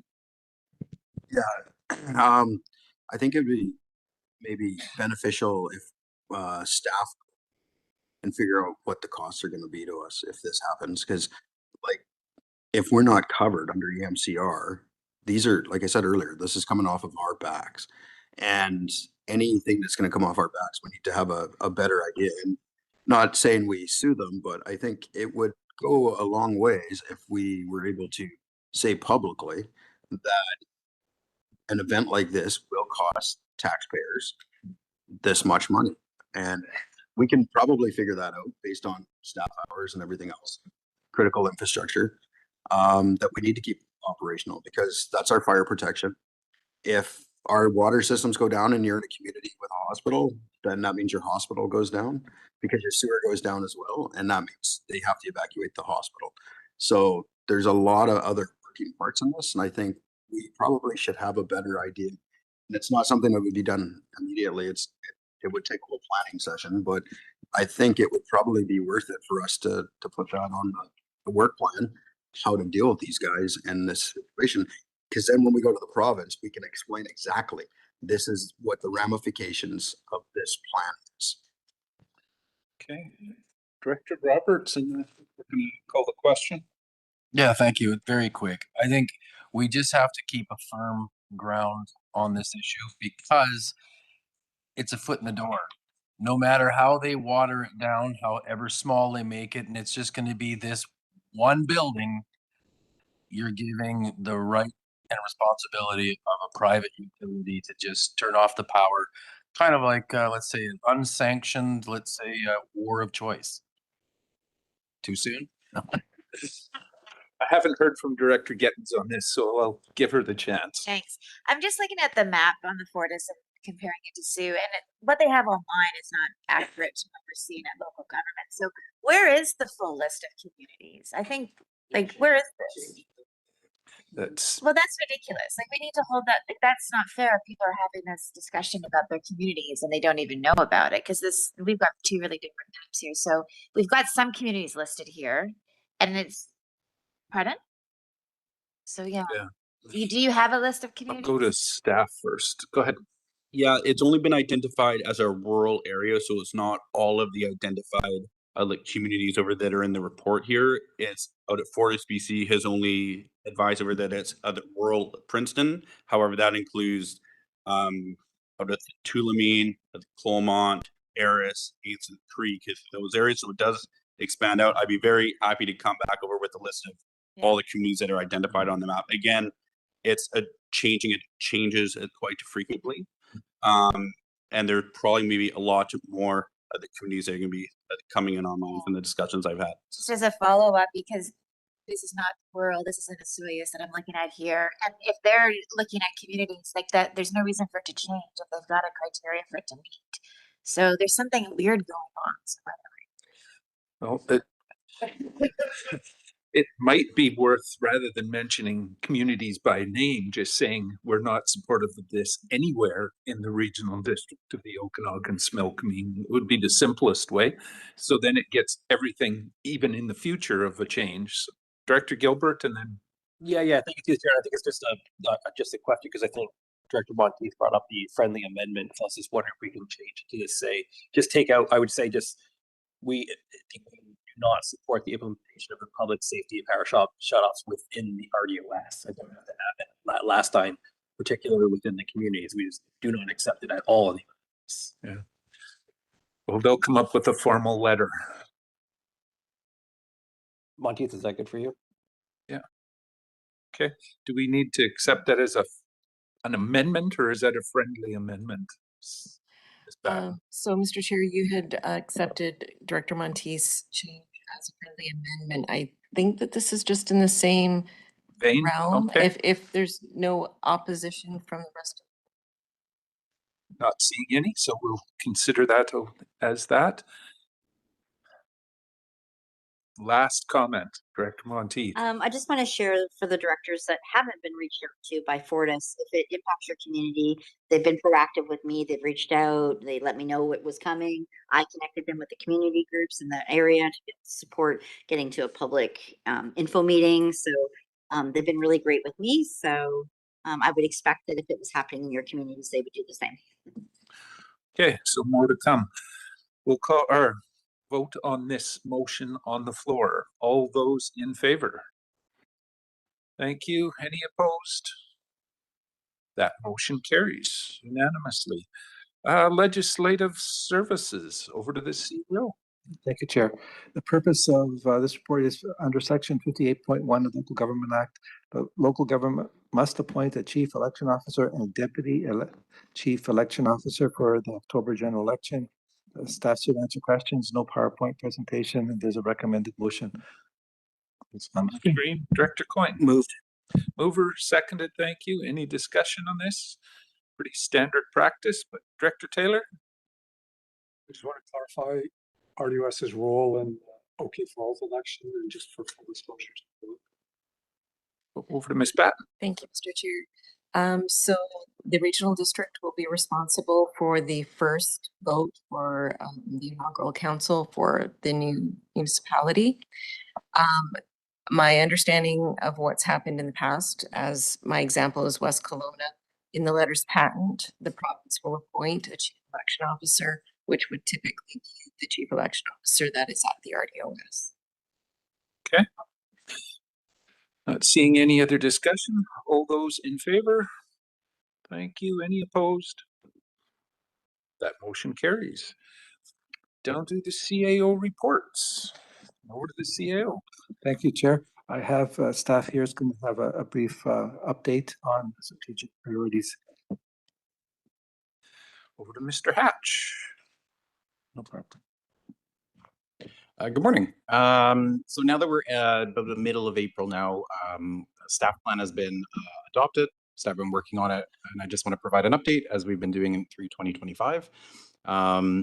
So currently we're 29% through the year. It's going very quickly. For actions that are ending at the end of this month, there are 10 actions and one of them has been completed. And there's the average completion for those projects at 29%. So for projects that are progressing through the year for this timeframe, we're in alignment with that. Overall, there's 180 projects on the work plan right now. For an overall completion, we're at 17%. So it's quite low, but a lot of projects may not start until later in the year. So I just want to highlight some of those projects that have been completed, and there have been 9 of them so far this year. So first project led by the Legislative Services team is the Skaha Estates Improvement District Ascent and Conversion process. The Universal Metering Program completed in Willowbrook water system that was led by Public Works Utilities. The Olalla water system had reservoir repairs completed. That was completed by the Public Works Engineering team. Keogan Park baseball diamond. There was work done there in the community, and that was led by Parks. The Falder and Meadow Valley Pocket Park had some public engagement that was done. That was led by the Parks team. There was economic development restructuring that was led by the Community and Environmental Services team. Smilkameen Rec Center purchased gym equipment. That was completed by Recreation. And Planning Services completed their 2024 RGS snapshot and their RGS 5-year review consideration for the years 2025 to 2029. So staff continue to monitor the work plan. We're open to feedback from the board as well. Staff regularly meet to review this and to allocate any new projects, changes to the work plans. We're being very attentive to that. So if there is any changes in the future, please let us know. Just want to highlight as well that action item and request for information tracking is still ongoing. Our plan is to sort of bring that on a monthly basis back to the board with a report. So we'll have something for the May 7th meeting. I think that wraps it up right now. Thank you. The amendment. Oh, portion? yes, Go of ahead. course. Thank you. So there's a board report for an amendment to the work plan. The scope of work is not changing for staff. This project is being led by the Anarchist Mountain Community Association. They're project managing the project, so we're looking to increase funding for that project here. So that's the amendment. Okay, is someone willing to move that for me? Moved, seconded, thank you. Any discussion on this? Not seeing any, we'll call a question. All in favor? Thank you. Any opposed? That motion carries. Anything further, CAO? I believe this is where the Energy Commission report will be Coming in? Yes. Okay, we'll bring that up next. Do you want to start us So- off on that? So we got less than a month's notice to have a submission to the British Columbia Utility Submission. And with that, I tried to set up a committee, also realizing that with a short time, it's not realistic. So at the same time, I submitted a request to all the board, and any of the staff members that can submit something, they did. And thank you to those that have submitted. What you see in front of you is the recommendations. For us to have the submission, we need to have it approved at this report. So it's signed at the regional district level rather than the staff level. So you've seen the report. The recommended motion is that it's on the screen, and both Matt and I can answer any questions that you may have. Or if you I understand that there may be some add-ons that may be recommended to the board. Okay, Director Taylor, you're up first. Yeah, I'm strongly in support of this. I would hope that we can approve this, still subject to some minor amendments that staff may wish to make over the next few days. Personally, I would love to see direct reference to the community of Okanagan Falls under points 2 and 3, because it's definitely been a limiting factor in our community with the provision, the ability to access power. But having said that, yeah, I'd like to move the staff motion. Moved, seconded, thank you. Did you have something comment first, Director Barkwell? Yeah, I'll go to you first, and then Coyne. Thank you, Mr. Chair. Yes, I support Director Taylor's to get a little bit more specific about the industrial parks, inability to accommodate, sufficient businesses because of the power issue. And I read through the letter, very diplomatic, maybe too diplomatic. I'd like to see something a little stronger. And so to that point, could we change, and I've got the letter in front of me, where it says closing comments. It says the submission encourages the BCUC to carefully balance, blah, blah, blah. Could we just say the submission, this submission encourages the BCUC to address and the points that we need to address are the urgency of addressing near-term electricity constraints, the benefits of coordinated regional planning, and the importance of avoiding unnecessary complexity, cost, or delay, which should be evident anyway, but we got hit it to a little bit stronger. CAO? Yes. Yes. He's not opposed to that, obviously. Director Coyne. Yeah, good points. And same with Director Taylor's points to part 2 and 3. If we could include personal domain, Fortis says they're out of power for everything, yet they won't give us numbers. So I think that needs to be included as well, that they actually give us the their capacity for what's available, because that's one thing we cannot figure out is what's actually available. We've been asking, they tell us we gotta do this and that. We've hired engineers and nobody seems to be getting answers out of them. So I think that should be available to at least the municipalities, if not industry, when we're trying to sell land and they want us to pay for a substation. Okay, Director Barkwell and then Holmes. To Mayor, the mine must use a lot of electricity. In fact, they're encouraging conversion to electricity. Can you piggyback onto the requirements? Are they being limited? They do use an amazing amount of electricity, but they don't use Fortis electricity. They use BC Hydro. BC Hydro in the province upgraded the power line from it comes from actually Merritt down through to the Copper Mountain mine, and they power it that way. And Eastgate is also on BC Hydro, but it comes up from the coast. So we have a bunch of different lines coming into our community. So Interesting.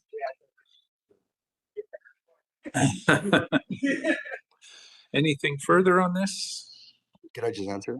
Go Yeah, ahead. we have asked BC Hydro. They do have a feeder line that feeds into our substation. So when Fortis goes down, we can switch over to BC Hydro. So we've asked BC Hydro to go through the BC Utility Commission, and then there has to be a whole bunch of stuff there where they have to sell blah blah blah and that. But we tried to get them to just power our industrial park.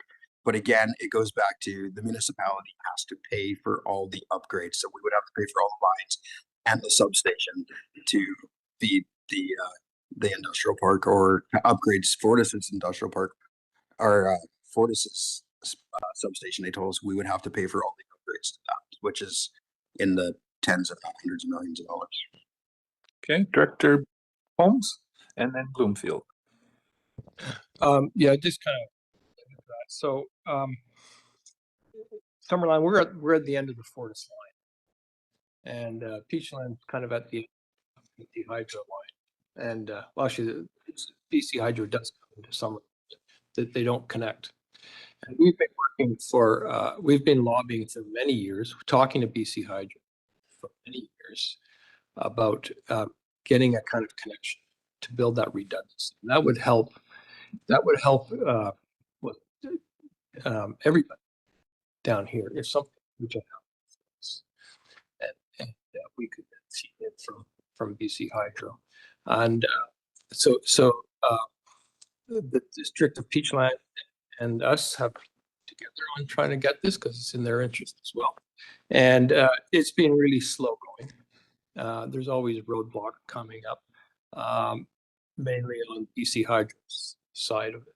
They're, for whatever reason, they're not that interested. They don't see the benefits of that. But I think it's important in the letter to kind of stress the need for that redundancy and the resiliency for our communities. And it's not that hard to close the loop. They come in meters of each other. Oh. A little frustrating, isn't it, at times? Director Bloomfield.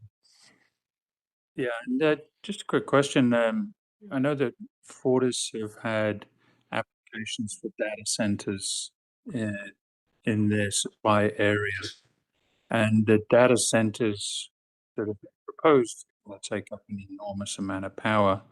I'm just wondering how transparent they are about that and how that is going to affect their supply of our communities in the future. Not sure if there's an answer for that, but CAO? Well, they haven't been transparent with me because they have not talked to me about that. But that is something that we can add about transparency for the data centers. I heard that from Fortis officials at a conference. And I'm not sure where they stand with those applications right now. Okay. I think we have a motion on the floor on this, so we will call the question. All in favor? Thank you. Any opposed? That motion carries. Anything further, CAO? One last thing. As I stated before, both the chair and I will be at the chair's CAO conference next week. The deputy CAO is Mr. Fillion. He will have the duty line. When I'm in Victoria, while I will be attending the convention, seminars, etc., I have 3 confirmed meetings with senior ministry staff. I use this as a source to try to solve some issues, everything from the issues for transit, for instance. But I just put a note here on the tiny homes between now and next week, I am going to see if I can't get a hold of. I'm talking about the staff level and I'm talking senior staff just to see where we can get something moving. So just let the board know about that. Okay, And that's thanks. it. Thanks for that. Moving on to other business. Chair's report. As the CAO mentioned, we're in Victoria next week, starting Tuesday, and that includes the Chairs and CAO Forum and MFA.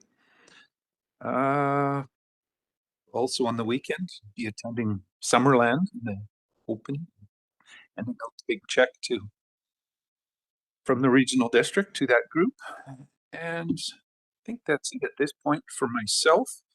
Any director's motions? So we do have the one from Director Taylor is up first. Go ahead. Yeah, I'd like to move the motion as slightly revised from last board meeting. So if I could get a seconder, I hope I'd speak to it. Okay. Could we just maybe share the motion? It's on the screen in front of us there, the change specifically, if you would.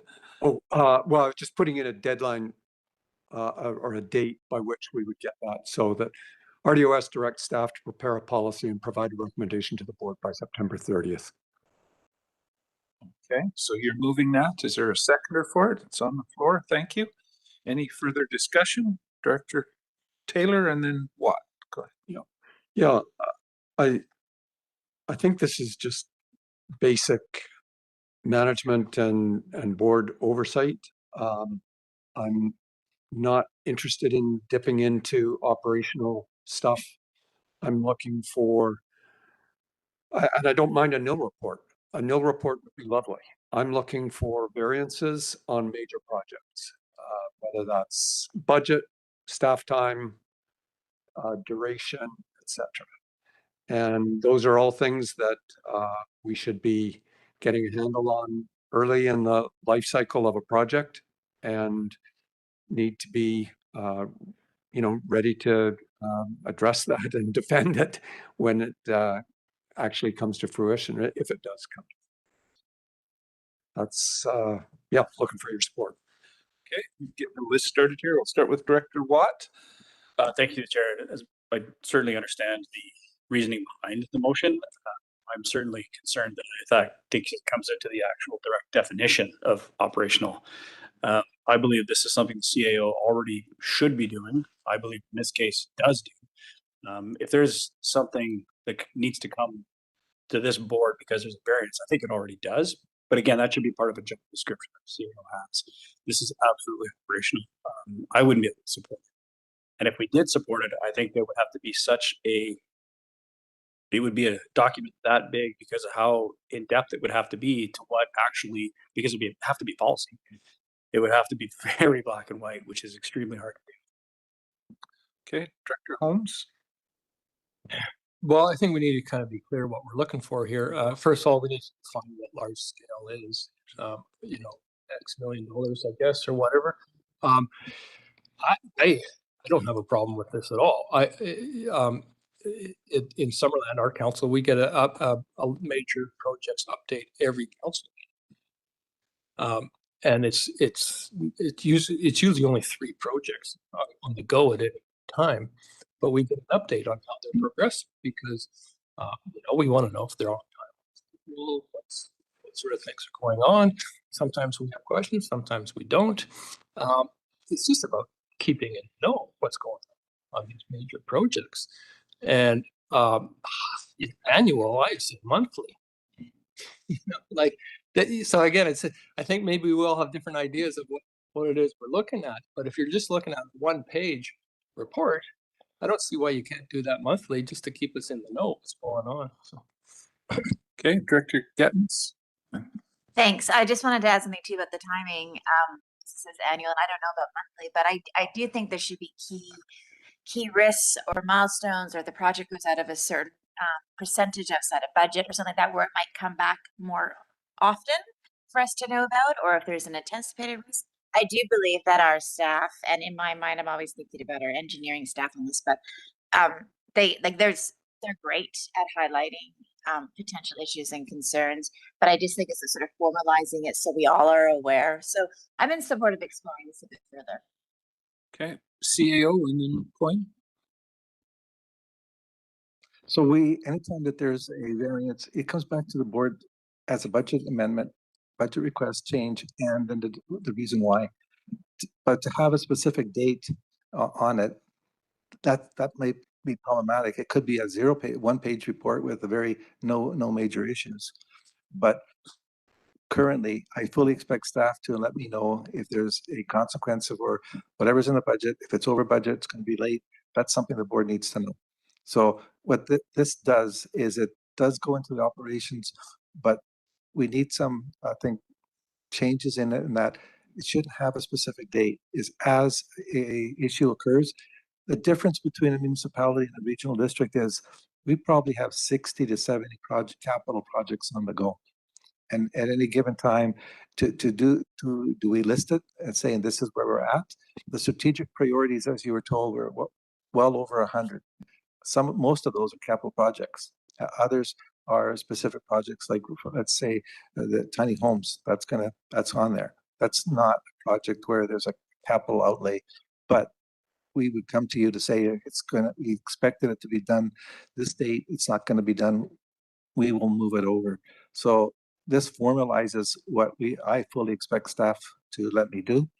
However, to put dates on there, I think that restricts me into something specific. I will come in when it's needed. Okay, I've got hands waving all over, but I've got Coyne first and then Jim, when we first started talking about Gantt charting and all that, this was part of the Gantt chart was to show where you were in the timeline and then where in the budget line. And is that not still happening? Yes, if you go back, you have access to the strategic priorities. There's 2 items on there. It tells the percentage, and the Gantt chart tells you where we're at, and if it's late, you'll also see it. You were told by Matt here of how much the percentage we achieved, so we know exactly where we're at. Last year and the year before, I can probably say we were 91% successful. I can go back and tell you which of those projects, those 9% that weren't, they were moved over to 2026. Okay, Director Barkwell, Taylor. So this has been discussed before. I bumped into an email I sent 6 months ago to Director Taylor and CEO Zapino, sending them a copy of that local government, Auditor General's for Local Governments report on capital projects, where it clearly states that proper governance requires that you be kept informed of a project, that it should be, whether it's on budget and on time or not. And that's basically what you need to know. You only need to expound on the things where there's a problem. So, and then there's the question which you brought up, the materiality. If you're BC Hydro, a $5 million project off budget doesn't go to the board, but might for us. So that's where, the CAO can sort of set what would be significant and can be like a one-pager. But last thing a politician wants to find out late is that some project is going off the rails. And this just provides that proper governance of the board for the board. Director Taylor? I appreciate the CAO's comments that this in some ways could formalize what is already happening. And that's my intent. I've said several times, I'm not trying to provide this isn't intended to be a prescriptive motion. I'm looking for staff to come back to us with a formalized policy. And if they want to come back with something that says, yeah, this is how we do it, and we're not going to do it annually at budget, we're going to do it when it occurs, fine. That's what I want to hear. I'd like to hear that, no, we're not going to do it on projects under 500,000 or under $1 million, but I see us taking on these projects that are 33 million over 12 years, 6 million over 5 years. And I'm just thinking, I'd just like to have a method of ensuring that over the course of 2 terms, maybe 3 or 4 terms, we're not losing track of what's the goal here? you know? Is this project still happening or not? I've got a project going on in Okanagan Falls. Is it still going on? I'm not even sure right now, you know? So that's the intent here. I hope staff take it for what it is, that it's not intended to be prescriptive. I'm looking for staff to come back to us and formalize the practices that they have in place so that we understand them and they can deliver on them. Thank you. CAO? So I just checked with the CFO to make sure. I gave him direction. Starting in Q2, you're all going to get a report on where we're at for any projects that are deemed to be over $5,000 or more or behind. That's gonna be maybe more than one page. I hope not. But You're that's meaning over budget by 5,000? 5,000 or more. Or sometimes some projects we're not going to be maybe 50% or 60%, but we're going to try to project and just let the board know that there is a possibility. So that is, I just confirmed that yes, they are on it, and the first report will be at Q2. Okay. Anything further on this? Director Bloomfield? Yeah, I think that, I mean, I understand, you know, the desire for the information flow, and I think that is necessary, and I agree with having that information flow. But I am quite certain that out of these reports there will become discussions around the operations of these projects. It's just the occurrence. You know, if a project's in trouble, then this board's going to end up having a big long discussion about individual projects, and that's going to be very, very difficult, I think, if we start muddying the waters with what we want to see done and what we want to see changed within a project during the process of that project. And so I think that the policy has to be very, very clear in limiting the abilities of this board in changing any of those projects as a result of the information provided. I'm not sure if that's possible. I'm not even sure if that's advisable, but I mean, it's just a thought, because I can see that there'd be problems coming out of some reports in the future. Okay, Director Barkwell? I think that that's exactly the discussion we should have. There's no discussion for projects on time, on budget. But a project is going off the rails, I can nail it. Other municipalities where things have gone off the rails and council weren't informed.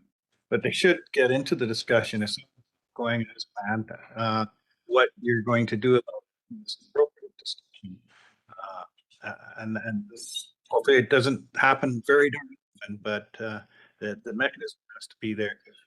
Anything possible. You just look for things that sewer projects and go from $1 billion to $2 billion, and that's a huge example. But things can go wrong, and you need to know as soon as possible. Okay, seeing no other hands, call the question on this. The motion is on the floor or on the screen in front of you. All those in favor? Those opposed? We have Director Gilbert, McCordoff, and Watt opposed, but the motion does carry. Any other directors' motions? Go ahead. Yeah, yes, thank you to the chair. At our city council meeting 2 weeks ago, I brought a motion forward for the city of Penticton CAO to work with the regional district Okanagan Snoqualmie CAO to engage in conversations with eBus. Currently, eBus goes to some of our rural communities, and that is absolutely fantastic. But currently, there's too many communities that aren't being serviced by eBus. So that's just kind of an update. It's not specifically coming through RDOS, but we'll be discussing it this Tuesday. Thank you. Okay, that's just for information. Appreciated. Any other director's motions? Seeing none there, verbal updates. We got the one from Director Coyne, Senior. Go ahead. Yeah, I just like to congratulate our Fire Chief Jody Woodford in Tulameen for all of she's been taking all these courses through Dalhousie University, and she's just got, I think it's 4 more accreditations behind her now, and it's just an ongoing commitment to our community and her own personal development. And I think it's just a great example of how our emergency management people carry on with self-development, even though it's not covered, it's just on their own. So congratulations to Jody. Congrats. That's good news. Director Federico. Thank you, the chair. I just want to welcome our international delegations that are in Area E this weekend for their Cheetah Slow conference, and looking forward to our Naramata Slow event tomorrow. That includes all of them, and looking forward to a good discussion. Okay, Director Taylor. Yeah, in the same vein as Director Coyne there, I just want to acknowledge that RDOS has made the appointment of interim fire chief for one of our staff, Randy Stoltz. So congratulations to Randy. And that did happen just before the last board meeting, but I didn't find out about it until just at the end of our meeting that week. Secondly, I'd just like to acknowledge that the province is hosting an open house regarding the incorporation of Okanagan Falls and some of the issues that are on the table there. And so they have the open house that's occurring April 23rd. I think it's 4 till 7 at the OK Falls Community Rec Center, what was known as the school gym. They've also put out a survey and they're inviting input. And so we're hoping that we're engaging in a conversation that will inform all parties, I guess, in terms of the issues that are yet to be determined by the province. Thank you. Thanks for that. Any other verbal updates? Not seeing any hands at board representations. MFA is meeting next week. Municipal Insurance Association, nothing there. OBWB, anything there, Director Holmes? Yeah, we had a meeting here about a week or 2 ago, and I guess the topic du jour was drought and the record low snowpack, the early melt that we're seeing. Friend of mine's right now, the snowpack was 23%, and snow melt about 2 months ahead of schedule of average. So, and then precipitation during the month of March, it was really varied throughout the Okanagan. The north, it was more than normal. The south, the central, it was about normal, and down here in the south, it was well below normal. Luckily, we've had a bit of rain this month, but we don't know what effect it'll have. So there was a lot of talk about the need to have consistent communication across the region throughout the Okanagan on drought messaging to the public, and each community has its own drought triggers because we all have water systems. But there's also differences in how those different drought stages, water restriction stages are defined, and so that creates a lot of confusion in the valley because what stage 2 is in Summerland, what stage 2 is in stage 2 is everywhere else. And so there was a desire to see the board talked about the need for greater alignment within all the communities in the Okanagan on how water restrictions communicated. And so while our drought triggers still need to be community tailored to each community because we have our needs, if benefit if there's greater consistency on what each stage is to everybody. And it's further complicated because the province last year brought in its own drought index, which has nothing to do with local conditions. So, but that aside, the OBW staff was asked to revisit. It does have some templates and to revisit those. And so there's going to be a kind of a push I think, the OBWB to regional districts and municipalities about how can we have consistent messaging. So, and this is specifically for residential domestic water users. That's most confusion. Is so that, you know, we're all kind of on the, when we're communicating on the stage level, this level that is, we're all talking about the same thing. That's kind of that was the biggest discussion. And we did approve the water quality grants that I spoke about. I think all the applicants have been notified, and I'm not sure if it's being announced publicly or not, but it probably has. I haven't seen it, but it'll be coming. Okay. Well, thanks for that. Film Commission, anything there, Director Coyne? Not much. I mean, things are going forward. A little bit of a shock. A major James Cameron film was supposed to be filmed in the Greenwood area, and the landowner, I guess he just didn't believe that it was really a James Cameron film, and said no. So we lost. You can imagine what it is blue people and whatever. So we lost that to Europe, and it went overseas. A bit of a kick in the backside there. But other than that, things are moving along. Lots happening in the region. The Film Commission goes all the way up to Revelstoke in that area now. So, you know, we're expanding where we can look into and trying to attract more films to the region. So lots happening, but things are plunking away, and we're still one of the better markets to go to. Okay, thanks for that. Could I make a comment on the film? Sure. I just want to note that there's a film that's being shot on with Summerland's municipal boundaries on the Summerland Princeton Road, and it's a horror film. And that's the worst stretch of road, I think, in the region. So I think it's very appropriate. An appropriate site, you're saying. Okay. Okanagan Regional Library, anything there, Director Federico? Yes, thank you, the chair.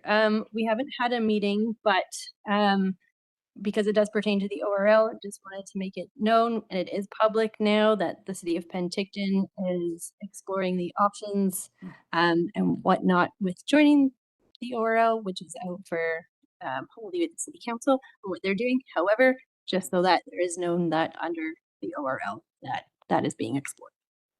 Okay. Sterile insect release, anything, Director Bush?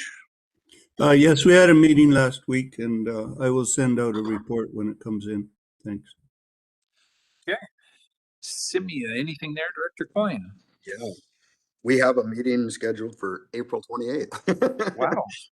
That must be the first in many years. No, we have one just to let the board and approve the. Seems like a long time. Starling Control, nothing there. We're getting a presentation, I think, on that later today. Economic Trust of Southern Interior. Anything there, Director McCormick? Yes, the spring intake has just been finished as of April the 9th. It will now, all of the grants will be judged, and we do not decide on that until June. So it'll be after that. That was for $1 million in ETSI-BC.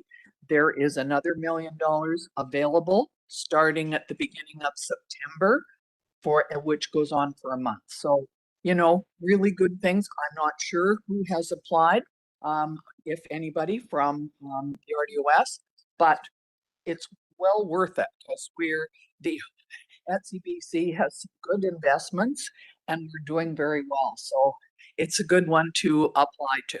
Thanks. Okay. Thank you for that. Collaborative Leadership Table. I wasn't able to attend the last event or two, and Director Roberts did, so I will go to him. Yeah, thank you. We're again waiting to have the collaborative leadership table that's coming. But the last meeting that we had was actually the forum that was held in Kelowna, the climate and the water and climate forum that was put on by the ONA. That was very good, very well attended, and very substantive. And it was really interesting. I found one of the real good takebacks for me was the information that came from Spain. in regards to how they their districts are tied around their basins, their water basins, and how they deal with those individuals. And again, when we look at our boundaries of the different communities that we have, and our concerns around watersheds, it was just really well intended. And again, the presentation were fabulous. Thank you. Okay, thanks for that. That brings us over to the next section, which is actually the closed session. I'll have to read that. In accordance with section 91 CEI and 92B of the Community Charter, the board closed the meeting to the public on the basis of labor relations or other employee relations, the acquisition, disposition, or expropriation of land or improvements if the council considers that disclosure could reasonably be expected to harm the interests of the municipality, and the receipt of advice that is subject to solicitor-client privilege, including communications necessary for that purpose, and the consideration of information received and held in confidence relating to negotiations between the municipality and another local government, or between another local government and a third party, between a municipality and another local government, or between a local government and a third party, or between the municipality and a First Nation or a prescribed Indigenous entity, or between a First Nation or a prescribed Indigenous entity and a third party. So under those grounds, looking to get a motion to go in camera. Moved, seconded, thank you. All in favor? Great. Any opposed? That motion carries. And I'll ask the CAO to ask whomever needs to leave to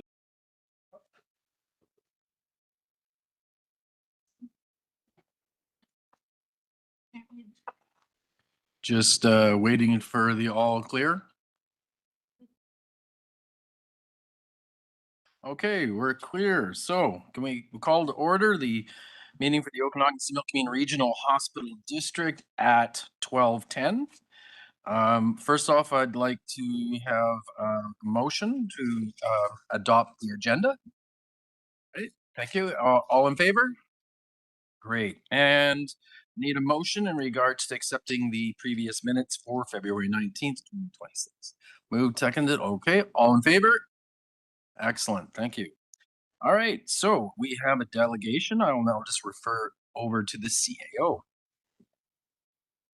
Thank you, Chair. So we have Corey Ween, the Corporate Director for Business Operations, and Jamie Chernoff, Chief Operational Officer, Clinical Operations South, here to give a project status update. And I'm assuming there's a great PowerPoint presentation. You notice I didn't put short.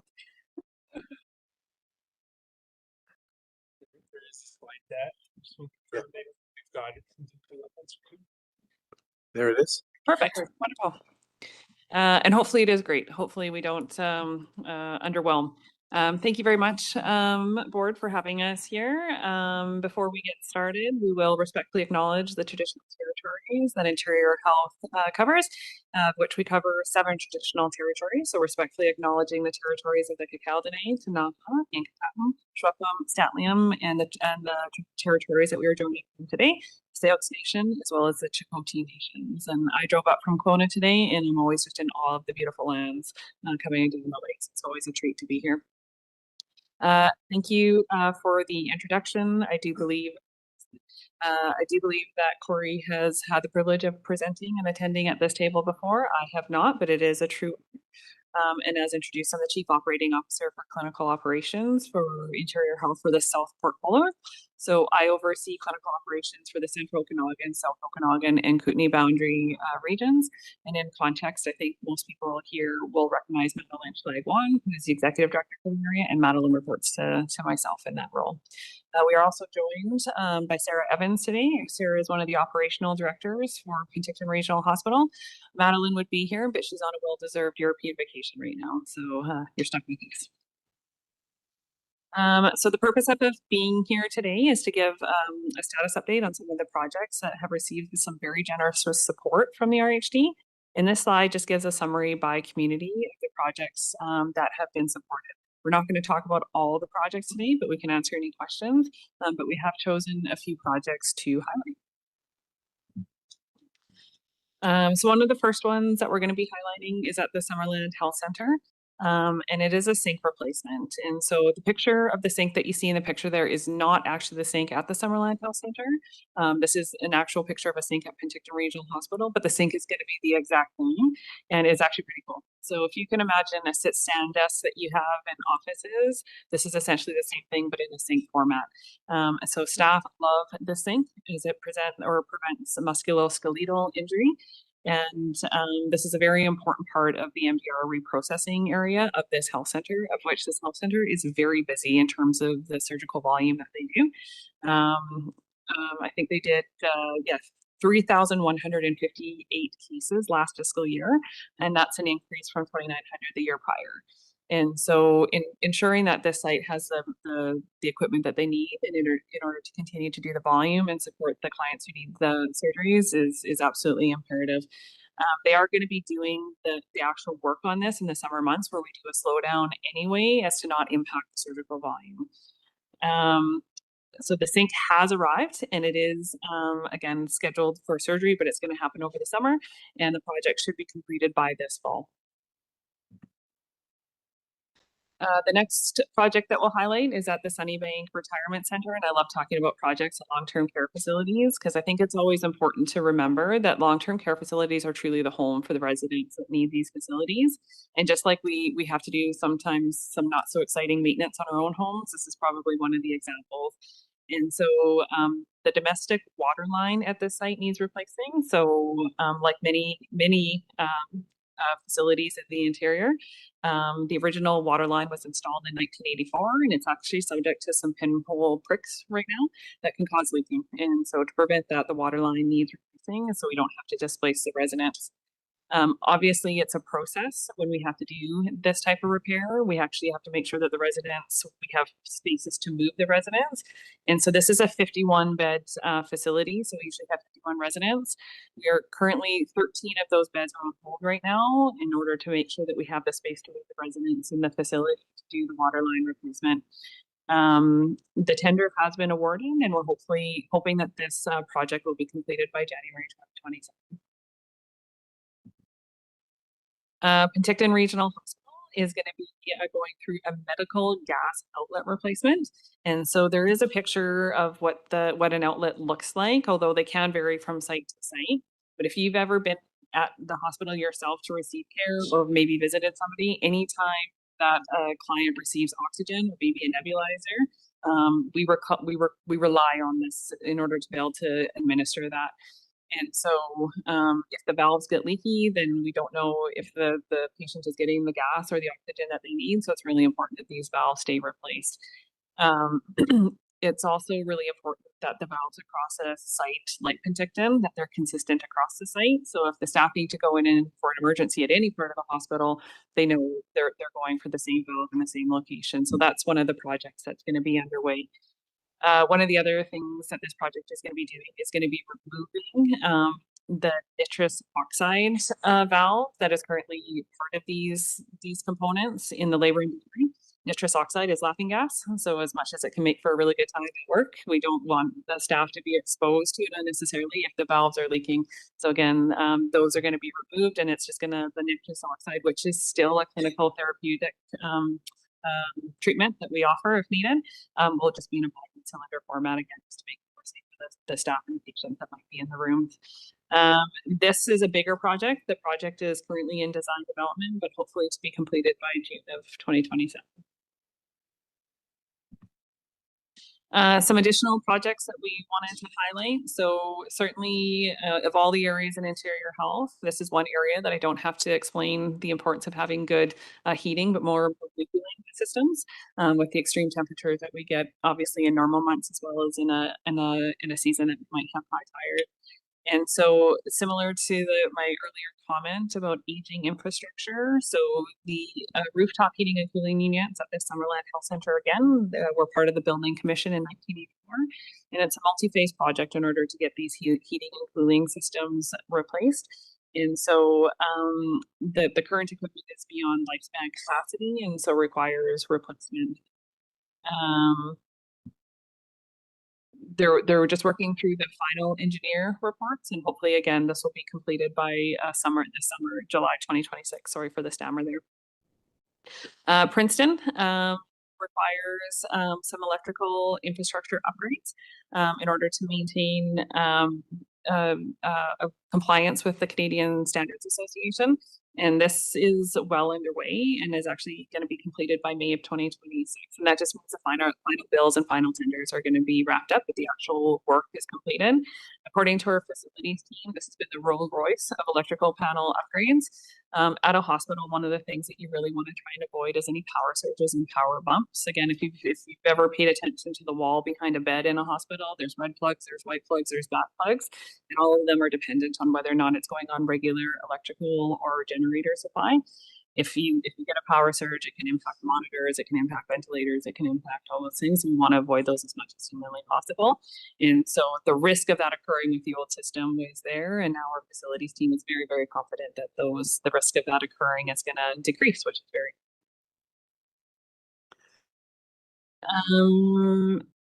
Westview Place, there's been lots of publications in the media and announcements right now. So it is unfortunate that a number of long-term care beds and the expansion of facilities have been paused just due to provincial funding restraints. And so this particular one, although it was part of the projects that we are planning for, is currently on pause. So it's obviously going to remain a priority, but we are going to be in a holding pattern until we wait to receive further direction from the province on this one. In terms of completed projects, we've got 2 generator upgrades that have occurred. So again, Summerland Health Center and the South Milkmead Health Center both needed emergency generator upgrades. Very similar, again, this area is no strangers to heat and fire. And again, especially as we're getting into the summer months, it's very important that we do have all of our backup systems. And so both ensuring that we have generators and reliable generators in our facilities is imperative. So 2 have been prioritized against Summerland and the South Milkmead. Both of these projects, or the project for the Summerland Health Center is being closed out. The work has been completed. We're just waiting for the final invoice thing. And the work at the South Milkmead Center is nearing completion. And a few more completed projects. So McKinney Place is going to be having a washer and dryer renovation. So similar to my earlier comment, when we have residents in long-term care facilities, this is their home, and so we try very hard not to make it feel like they're in an institution. So it's important that those residents have their personal belongings, clothing, pillows, blankets, sheets, whatever they want to bring in. But it's also important that we can launder them on site, so they're not without their personal belongings for extended period of time. So making sure that we have reliable systems is very important. So McKinney Place, this is going to be a project that they're going to be undertaking. Water is a theme. Water, electricity is a theme in this presentation. So Penticton Regional Hospital has gone through a water valve replacement, or is going through a water valve replacement. And this is also another project that makes our facilities folks very, very excited. So one of the main things is that we've added more valves. So if we need to do a piece of work, we don't have to shut down the water to save an entire nursing unit or entire wing of the hospital. We can do it in more smaller portions as to minimize the impact of patient care. A project that I think everybody should be very proud about has occurred and is underway for the Penticton Regional Hospital Oncology relocation. And this is an actual picture, and this is just a stunning space. I think one of the important things that we've learned from this is that just because of the sheer space, the efficiency for the patients is actually really good. So the confines of the space before meant that a patient coming in for their oncology treatment might have to go to the lab and then come back to get blood tests and then make multiple trips. And now there's space for all of that to happen in one spot. So the clients can come in, they can be comfortable in the chair, lab gets to come to them, they don't have to move, and they get to stay comfortable for the duration of their treatment and have less transitions through the hospital, which has been really, really important from a patient family-centered care perspective. All of those projects are near completion, which is great. And with that, hopefully that was a grand PowerPoint, but not a long PowerPoint, and we're happy to answer any questions. Thank you very much. Do we have any questions from anybody? Looking around, looking on the screen. Wow, that just says that your presentation really nailed it. All right. I do have one question, and I do bring it up quite regularly. And again, it's the concern in our particular area, the South Suburban Community Health Center, that it has a lab, again, especially in regards to services provided by the physicians there. And I know that it's also with trying to deal with recruitment, that the kinds of things they're asked to do, the removal of the lab has been problematic, and the private organization is not covering the threshold of the things that are necessary for a lot of those things. And again, Karamias, an area, and specifically the village of Karamias, is expanding in regards to the BC housing. So again, we've got a very vulnerable community and an increase in regards to vulnerable citizens. So would like to make sure that that stays at the forefront in regards to that facility. Absolutely. I don't know if you have any background or anything to add, but I couldn't agree with you more, and we'll make sure to continue to follow up on the services for sure. Thank you. We have a question from Director Holmes. At the Summerlin Health Center, there's never any place to park there. No. It's always full, the parking. And it's not, there's lots of space. It's just configured really badly. So I just wonder if there's ever been any plans to reconfigure that parking lot to increase the capacity. I'm personally not aware, but I don't disagree with you having been there. And so I definitely think it's something that we can take away and look into. Parking at all interior health facilities is a point of concern and contention. And so definitely something that we can look back on for sure. All right. Any other questions? You're reaching for a Coke, not for your hand. All right. Well, you've done a great job, and thank you very much for the presentation. And I look forward to seeing you again.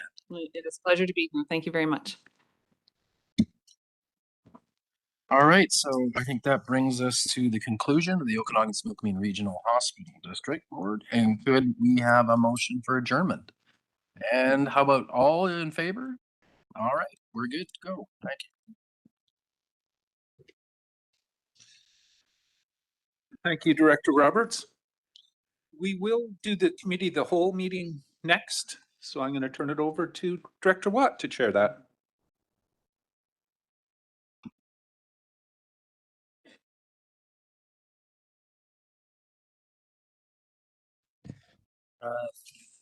Thank you, and call the meeting order at 12:26. We have a motion to adopt the agenda. Seconded, all in favor? Thank you. And we are going to kick off with a delegation. I refer to the CAO, please. Thank you. So we have Lisa Scott here, Executive Director. Is going to provide a summary of the 2025 activities and results. Ms. Scott.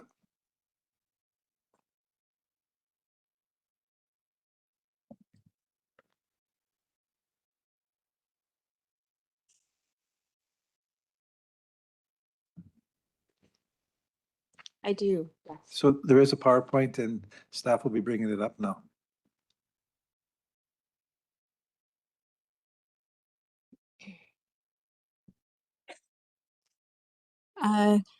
Good afternoon, Chairman, Directors, staff, and guests. Thanks as always for having us come today, as we do every year, to provide an update on the activities and results of 2025. We are grateful to work and live on the traditional unceded territory of the Syilx people. And we are also very grateful to the regional district for your ongoing support to make this regional program function as well as it does.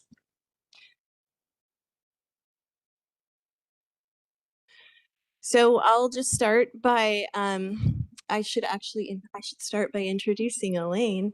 I think you all know who I am, Lisa Scott. I am the Executive Director of the organization, Nonprofit Society that has the same boundaries as the regional district for our invasive plant function and for our the work that we do with our aquatics program. It is valley-wide, working in concert with the Okanagan Basin Water Board. With me here today is Elaine Desjardins. She is the other full-time person that works year-round alongside me. Elaine's been with us for 5 years now. She is our field operations manager, so she does lead all the invasive plant work. So yeah, so if you see her, you need to give her a pat on the back because I am at my desk more than I'd like to be. She is out in the field with the staff. So I just want to start out by announcing our exciting milestone this year. We are 30 years old. It's very exciting. I've been there since day one. And we are the longest running invasive species society in British Columbia. And I said a quick, hey, Tracy, nice to see you back. I worked with Tracy years ago, it's been amazing to see the change in the region and also the change across British Columbia. There were not many things happening with invasive species back then. And we just said weeds. We weren't talking about mussels. We weren't using the words invasive as we do, and there were a lot less educated people and a lot less good things happening. So I'm very proud of what we've accomplished, and we just had our planning committee meeting this week. It was nice to have Team Coin attending, and so they got an insight into what the operational side is. And I reminded everyone on that call, Oasis is not me. Oasis is not staff. We've got a group of 12 staff as of May the 4th. We have a board of directors, but we also have so many partners, funding partners, but also non-funding partners who provide so much support and enthusiasm. So this is a big pat on the back to everybody in this region for what we've accomplished over the last 30 years. And I hope you will join us in the celebrations this year to be announced what they will be, but they will be happening. And what I have on this slide is, there's so many beautiful images that depict our gorgeous region. This is one of my favorites that I took a few years back. But the wording under there is the new mission statement that our board came up with when we revisit our strategic plan last year. So conserving the unique biodiversity of the Okanagan Similkameen for the benefit of our communities and natural environment. And we don't want to lose sight of that. So that's just my start. But going back, what did we actually do last year with your funding? So again, to be clear, there's over 20 funding partners. Some years I present on sort of the big picture, but today I thought this is what we do with your money. This is how we put it to use. But I'm happy to talk with you at any point outside of this meeting to talk about what we do on a broader level. So we targeted 25 different plant species, 154 surveys over 6.4 hectares. And of these locations, we did 24 mechanical treatments and 3 chemical treatments. And that's one of our staff members there at one of the landfills with a gigantic puncture vine. No shortage of that. That's definitely one of our high priority species that I'm sure many of you are familiar with. So the work on regional district land, it's at your wastewater treatment plant, it's in your parks, it's on different regional district owned land. But in addition to that, we do works on trails, working with Justin Shuttleworth and his team, and we do that every year. And last year we targeted the Costin Karameas area, where we did inventory as well as treatment on that popular recreational corridor. We've also been working at Garnet Park for, 5-6 years now and made a lot of headway out there. We've seen a significant reduction in a lot of the invasive plants, especially the big visible ones, like on the right-hand slide there, it's Scotch thistle. So The park was inundated with this tall and somewhat dangerous thistle plant years ago, and now we whittled it down to just a few outbreaks. We do a combination of mechanical and chemical treatment in the park, but we also work with the community as a whole. And we were asked to do a community presentation last year, which is what the other slide is, a small but pretty engaged group. And we have ongoing dialogue with many residents in the Lakeshore Highlands Heritage Hills area. A big part of what we do as well is connecting with constituents throughout the RDOS. They call me, they email, we run into them in our logoed vehicles.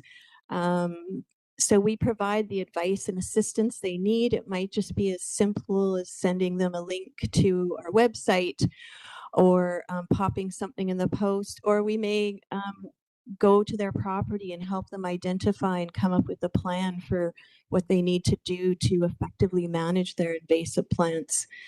We also do what we call door-to-door contact, where we're targeting certain areas because of species that we're trying to remove or manage in the area. So there were 3 locations last year where we did door-to-door work. In Summerland, at Heritage Hills, as I mentioned earlier, we did door-to-door, and also in Caledon. And some of the target species are what you see on this slide: myrtle spurge, Himalayan balsam, as well as Horiolisum. So all told, direct contact with around 200 people through these 2 approaches. We're also very proud of the significant amount of time that we spend in collaboration with our First Nations partners. We have engaged with all 4 local bands.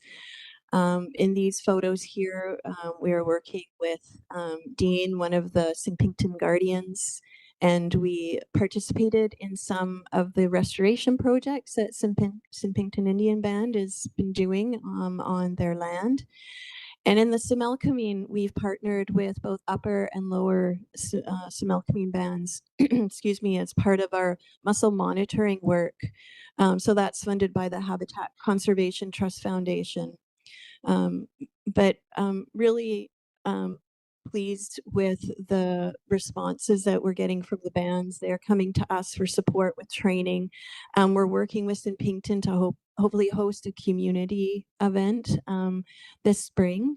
And as much as we can, we bring them out into the field with us. We did some work on the Fortis rights of ways with both Upper Similkameen Band and the Osuyus Indian Band last year, and we'd like to continue that this year.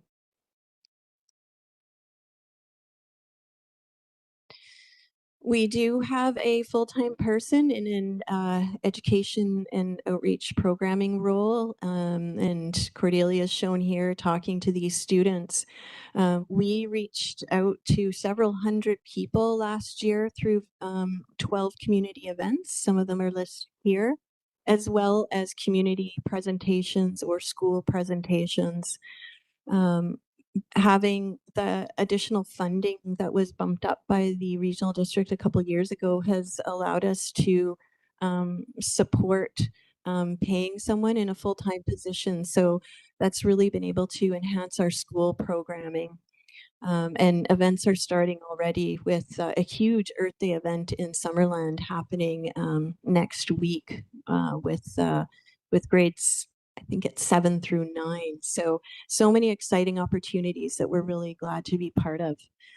As well, we do offer training to all the municipalities every year and the regional district. And we did training with landfill staff last fall.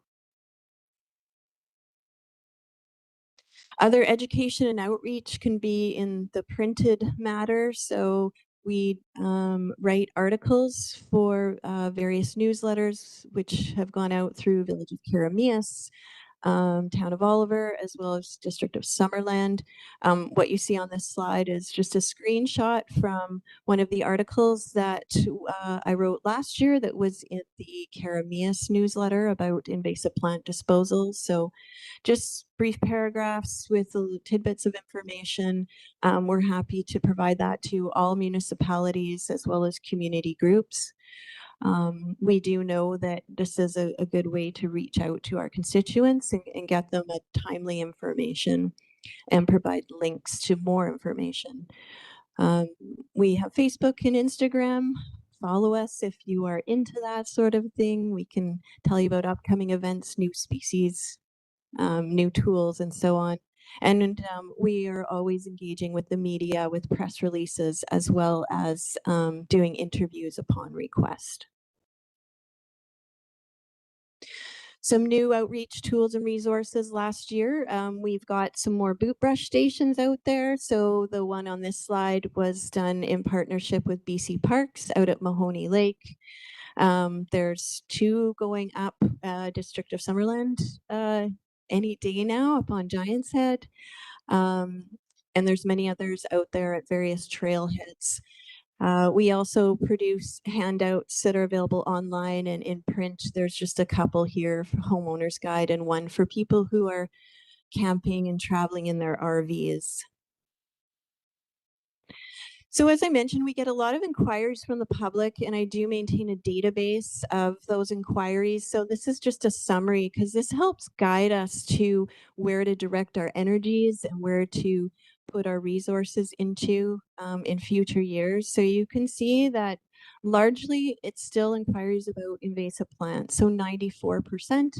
But we also get some just general inquiries, ask about insect pests as well as aquatic invasive species. And where are they coming from? And there are a few little errors in this slide, but point being, we get inquiries from all over the regional district, very heavy to Penticton and Summerland, but you know, these are emails and phone calls, and we respond to them all as best as we can.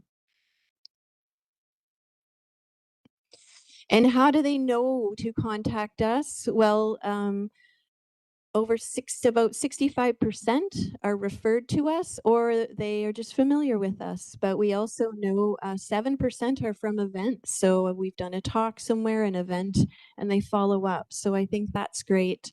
Also, 22% are from the internet or websites, as well as newsletters. So it shows the value of these different tools to reach out to our constituents. A small amount of the funding the regional district provides goes to our OISO website, standing for Okanagan Invasive Species Online. It's a great valley-wide one-stop shop. So if you haven't been to it, it's a really great resource for everything invasive.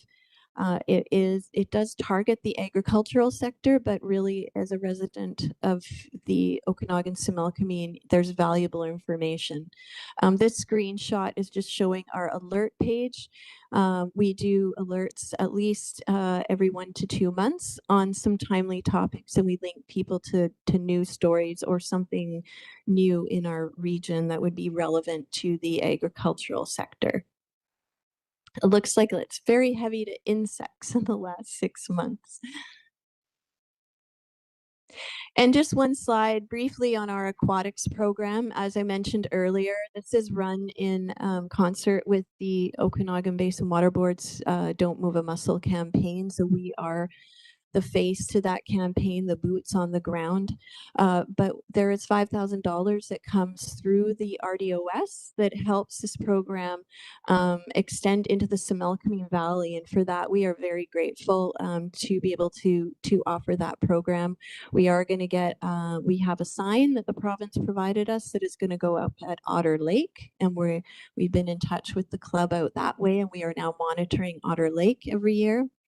In general, our staff connected with over 5,600 people, surveyed almost 1,100 boats, and had one-on-one conversations with those boaters talking about clean, drain, dry, don't move a muscle. 13 events, We had 19 volunteers helping us monitor the lakes. These are people that have waterfront property, they own docks, and they deployed monitors and checked them every couple of weeks from June to September. And that was able to double our sampling effort. So that's an exciting project we're going to continue this year.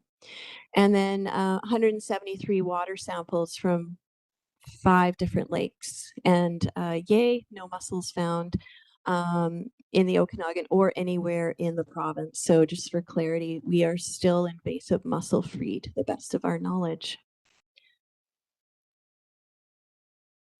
And I'll just end off with our 2 conservation fund projects because I think these are very important, and you're well aware of the SOCF the fund. And so the invasive tree project, hopefully you heard about it. We got probably the best media coverage on a project that I've ever had in my career. It's a hot topic, these giant weeds. So we targeted, last year was year 1 of a 3-year project, and I'm excited that we got 2nd year funding this year. And it is proposed as a 3-year project. 4 invasive trees targeted: black locust, Russian olive, tree of heaven, and Siberian elm. This is a partnership not only with the regional district, but also Summerland, the district of Summerland, the town of Oliver, and the city of Penticton. We established a demonstration site in each of those municipalities, working with their staff, where we removed the trees and we've replanted with native trees and shrubs. We conducted inventories. 247 kilometers of roads and trails were inventoried, and unfortunately, out of that, we recorded 112 hectares of invasive trees. But at those demo sites, we removed over 400 trees. That's more than collectively all, the BC government and other regional groups around the province. Like, all eyes are on us on this project, which is a little nerve-wracking, but also exciting at the same time. We're learning as we go, but we have to do something. These trees are, as I said, the biggest weeds on the landscape. They host insect pests and incredibly challenging and expensive to control. But through this project, we're able to demonstrate effective ways to control and encourage others to take action. And we completed year 2 of our Students Plant for the Future project, again funded. Sorry, Ms. Scott, if I could we do have, just on that slide, we have a question from Director Roberts. Oh, sure. Sorry, I'm through the chair. Thank you, especially in regards to the trees. And we know that brought up quite a bit, the Siberian elm and all that on the roadways and highways, especially in the Smilkameen, we've seen so much of it. My question is, when we're looking at 400 trees, is there an ability to kind of co-op with, let's say, like biofuel, like different places that use, because all of a sudden now you're taking down all these trees. All of a sudden now they in and of themselves may be a resource for something else that could couple with funding, etc. So I'm just wondering if you've looked at any of those initiatives, especially if you're seeing, it's going to be way more than that is moving forward. Thank you. Thank you for your question through the chair. Thanks, Director Roberts. Yeah, great question. Certainly, added value for things like this. I got a number of inquiries from woodworkers that were asking if we could pass on the wood. I mean, the wood of Russian olive and black locust is gorgeous, absolutely beautiful. So I've set some aside for my husband, who just retired, and I'm trying to get him a lathe so I can have my own bowls. But biofuels, that's really interesting. I have not looked into that. But I agree that, if there's an opportunity to utilize this wood for some value-added products or, biofuels, it's worth looking into. I'd love to have a follow-up discussion with you on that. For now, based on what we did, I mean, we got so many inquiries: come to my cul-de-sac, come to my neighborhood, take down my trees. I had to tell everyone that's not what it's about. We're doing demonstration sites so the public can see before and after. Look what we've done. Look how much it's opened up. At this site, this is Hospital Hill in Oliver. Don't know if anyone here is familiar with the site, but it was solid Siberian elm. We're halfway done and we've revealed this beautiful understory of Oregon grape, snowberry, and we've given new life to the ponderosa pine trees there. So we've opened it up to this beautiful viewscape, and we've reduced the fire hazard, among other things. So there's lots of benefits, but we chipped it all and left it on site and it became a mulch. So then we saved money from bringing in mulch. So we are utilizing it to the best of our abilities, but great idea. And yeah, part of the learning process. So thanks for that. Thank you. Please continue. So our students plan for the future project, we've just entered year 3. And again, thank you for approval of funding the 3rd and final year of this project. This has been a fabulous and exciting endeavor building on the lesson plans called Biodiversity Under Siege, which we also created through the SOCF, that funding. So with this project, it involves 2 school districts. We are working with youth in Penticton as well in Oliver. They are grade 7 students. We don't follow the students along. We just work with new grade 7 students every year. We've got a site at Oliver Mountain. We are working with the town of Oliver, and we have a site at Max Lake, working with the regional district and the private landowner up there, as well as the Land Conservancy. So we have the students go to the site, they map out their projects, they identify the invasives, they remove them, and they replant them. And this straddles the school year, so it makes it a little challenging with the funding, but it's been really exciting. And last year we got the 2 schools together. So that was really good to have that peer-to-peer interaction. They had to present on what they did. They had to talk about survival rates, challenges, and so on. We also work closely, and part of the funding provides the ability to hire a Nona Campi. So the students also get to learn about the cultural values of the plants and walk the land with the Nona. And we work closely with the bands as well to make sure we're planting the most culturally appropriate plants for these sites. So a real lasting legacy at these sites. So again, thank you for your support of these SOCF projects. Again, Lim, thank you for having me here today, and Elaine, and if there is time for questions, I'd love to answer them. We have one from Director Federico to start. Thank you, the chair. Thank you for your presentation. Have you connected or presented with our Fire Smart teams? Because we've got boots on the ground on private property that even with some basic knowledge for them to be able to identify your invasive trees and other plantings, it's just extra eyes that are already out there on properties to either hand out a pamphlet to a homeowner or have them connect with you directly. So just it is kind of that cross education and just letting them kind of know what to be looking for. Through the chair, thank you, Director Federico.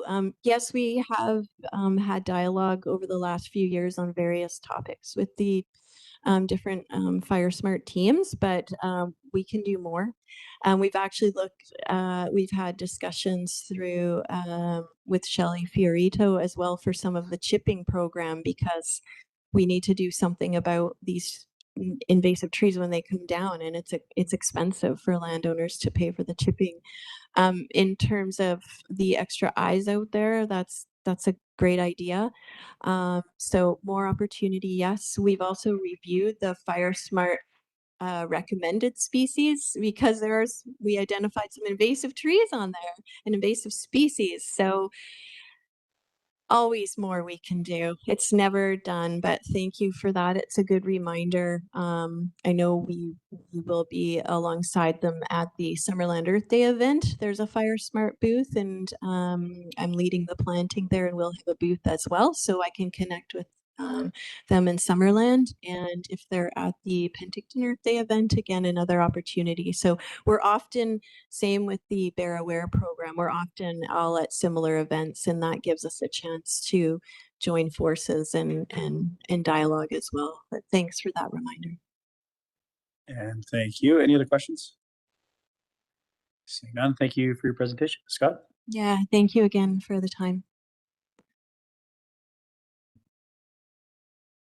And we will move to item B2, delegation from BC Fruit Growers. I refer to the CAO, please. Thank you, Chair. We have Adrian Arts, Executive Director for BC Fruit Growers Association, Kelly Garcia, Project Director, Community Leadership Support Project, and Dan Pierre Gill, Director for BC Grape Growers Association, here to talk about advanced agricultural and shared priorities and next steps. And you have a PowerPoint presentation. Thank you. We do. Okay, excellent. Thank you for the introduction. We actually have Michelle Cook up here as well, but we'll introduce her in a minute. So thank you very much for having us today. As mentioned, we are the Cross Commodity Leadership Support Project. We're a collaboration between tree fruits and wine grapes.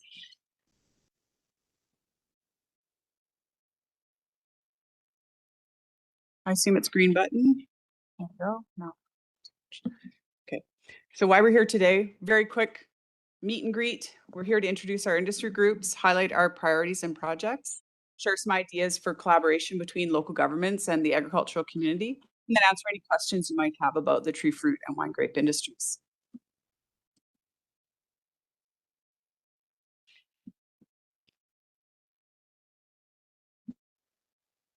So we're a collaboration between 5 industry associations: fruit growers, cherry growers, SIR, BCGA, which is the Grape Growers Association, the Wine Grape Council. And we've got several of our partners here today. Adrian's going to be co-presenting with me. Depinder actually has a presentation right after, so I'll let him introduce himself then. But right now, I just wanted to give Michelle a second to let you know what SIR is and to introduce herself. Go ahead, Michelle. Hello, good afternoon. Thank you for having us today. My name is Michelle Cook. I'm the general manager at SIR. I've been the general manager for the last 2 years and worked with the program for the last 10. I have the pleasure of having your director, George Bush, on my board, and I'm sure he keeps you apprised of all of SIR activities that are going on. But I wanted to take the opportunity to join our partnership and meet you all. We work very closely with RDOS. We service 802 properties in your region we'll be servicing in 2026. And that comprises just under 3,200 acres of apples and pears. Our staff are getting ready. We've got 2 field offices in the South Okanagan and servicing apples and pears in Boston Karamias, Osoyoos, Oliver, and then all the way through Penticton, Summerland, and Naramata. So that's a little bit about our program. And we appreciate the RDOS's ongoing support, and I'm here for any questions if you have SAR specific questions for tree fruits today. Thank you, Michelle. So why are these groups working together? And what approach are we taking? So you're probably aware, production costs have skyrocketed. We've got heat, cold events, we've got trade disruptions, tariffs, all sorts of things coming at farmers and other people of the business community, but we're here to talk about the farmers today. We've got urban development happening near farms, which is creating increase in conflict. We've got intense competition for land. You know, there's just a lot of things that are happening out there, and growers need our support now more than ever. The industry associations that you saw on the previous slide that serve them, they're very, very small teams, 1 staff, 3 staff maybe, very, very small budgets. So they've decided to work together to increase efficiencies and use collaboration as a tool to address these very complex challenges. No one group can deal with it on their own. So that's why in 2023, they received some funding from the Ministry of Agriculture and recruited me to lead these efforts.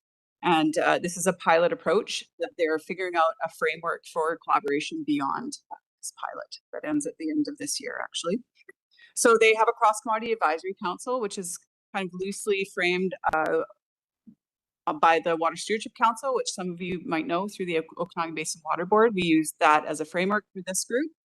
And we've got representatives from all those industry associations, and then the Ministry of Agriculture and Agri-Food Canada that work out of Summerland there.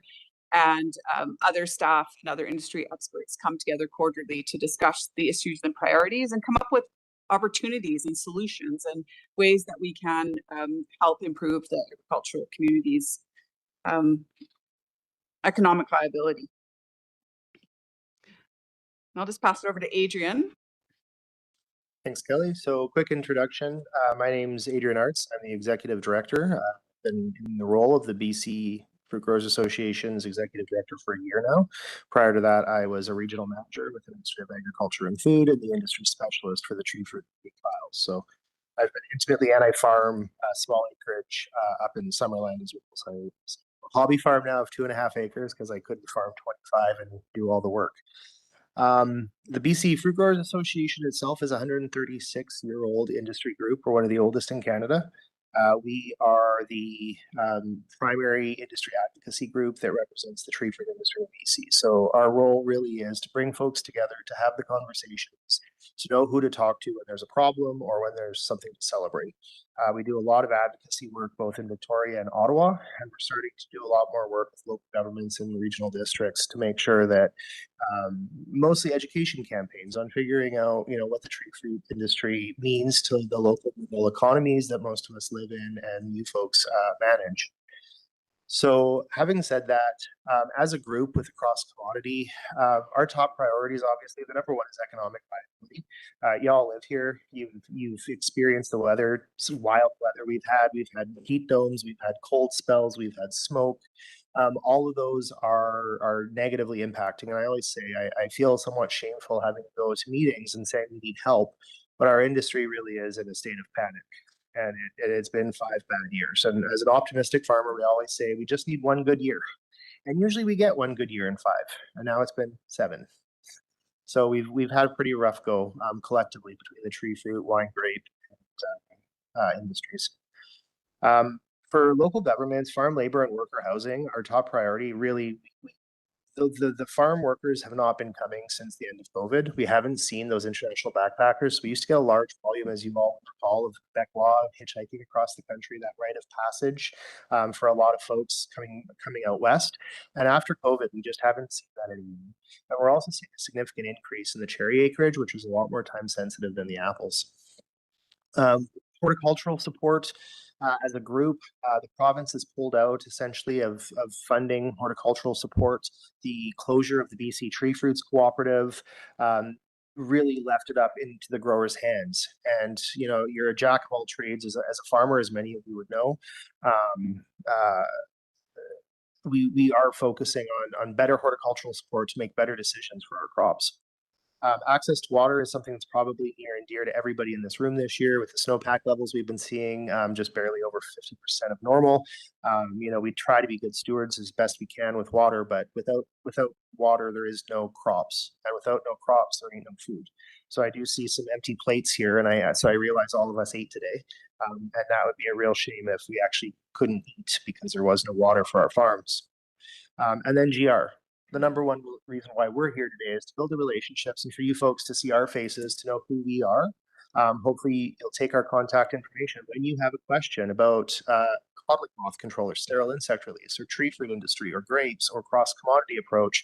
You'll now have an absolute contact. You can reach out to us, send us an email, give us a phone call and say, hey, I had one of my constituents ask me a question about XYZ. Could you help me with this so I can figure it out? Have a better understanding before I report back to them.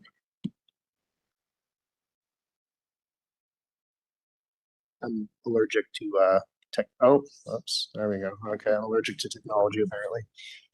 Voodoo magic. So what agriculture needs from local governments? We really need protection of agricultural land and farm activities. So oftentimes what we see is these, and again, you folks see this every day. We have one of the world's smallest blocks of farms. So our average farm is hectares, or 2 hectares to 5 hectares, which is a really small chunk of land. And generally they're framed around with houses. So we really do need that protection of agricultural land and farm activities, and just a general understanding that sometimes we do have to fly a helicopter over a house to dry off carrots, or sometimes there's going to be cannons going off to scare away birds, which Depender will talk about in a bit. We want clear and consistent policies for worker housing and other ag needs. So if you farm in Oliver, and you farm in the District of Lake Country, and you farm in the Similkameen, you have 3 very different sets of local government bylaws.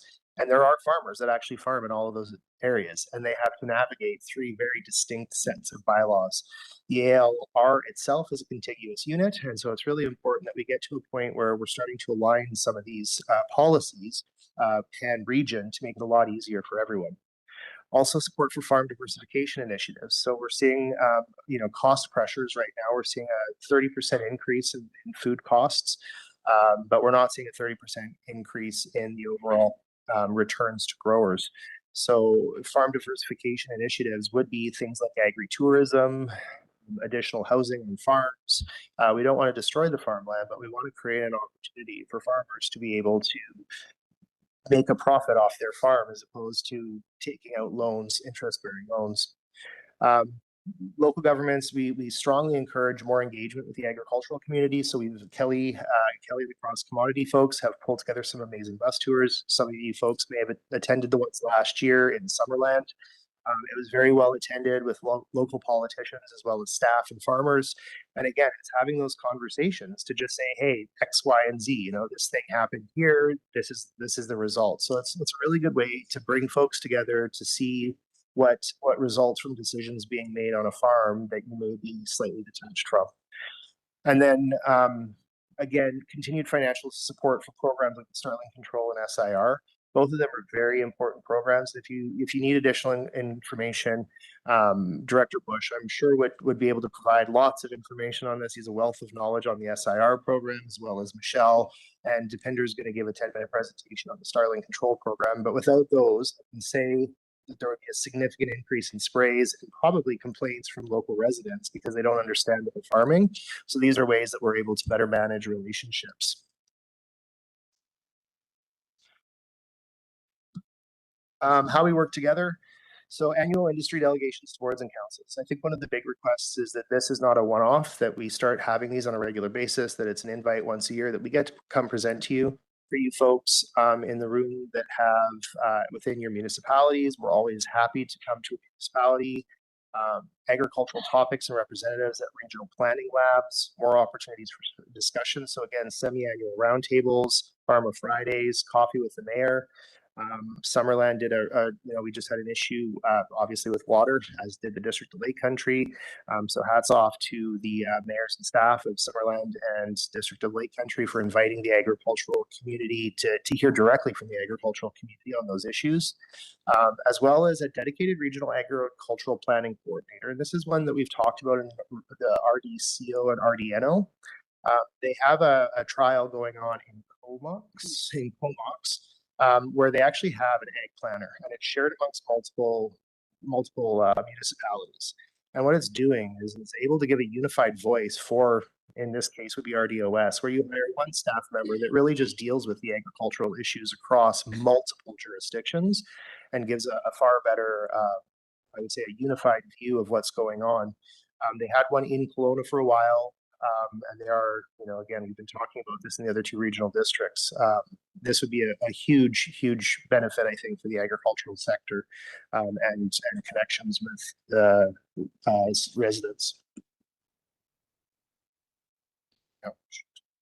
And I'll just finish off by talking quickly about the agriculture tours, because these have been a really great success over the last couple of years. So we've held 3 tours so far. The first one was in Lake Country, and then we had one in the South Okanagan in the last fall. And then recently, just last week, we held one in the city of Kelowna. And these are a really great opportunity for staff, elected officials, and farmers to get out on the land and see the issues and talk about the tough conversations. But not just talk about the issues, but come up with some solutions together. And we're more than happy to do more of these as well. On these tours, throughout the tours, participants discussed land use regulations, pest, disease, waste, water management, labor, transportation planning, climate change, just a huge range of issues were brought forward on these tours. And it was a great learning experience for everybody, because we know that local governments also have small budgets and small teams and restrictions with policies and that kind of thing. And it's great for farmers to hear about the challenges that are happening within the local governments and what they're dealing with, and vice versa.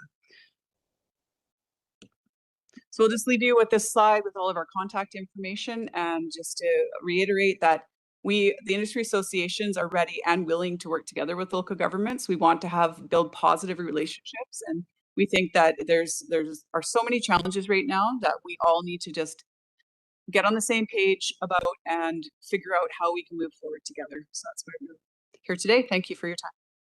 And thank you for the presentation. And we have a couple of in line already. We'll start with Director Gilbert, please. Yeah, thank you through the chair, and thank you for the presentation. I appreciate it. I just want to kind of put a bug into your ears, maybe reaching out to the Southern Interior Local Government Association. It'll be here in Penticton next year, and it's in Revelstoke this year. But I think just in future years of having the tour coincide with that, so have all the elected officials across the whole region in one area, because it is nice to get the heck out of a convention and walk around and not be stuck in the rain all the time. And I think it'd be a really good opportunity to get a lot of people from all over the whole region, even when it's in Kamloops or in Merritt or so forth, like to really get people to see the farms. I really enjoyed the tour that we went on last year when you call it to Summerland and in Penticton. So I think reaching out to the government association to help do those tours during the conventions. Excellent.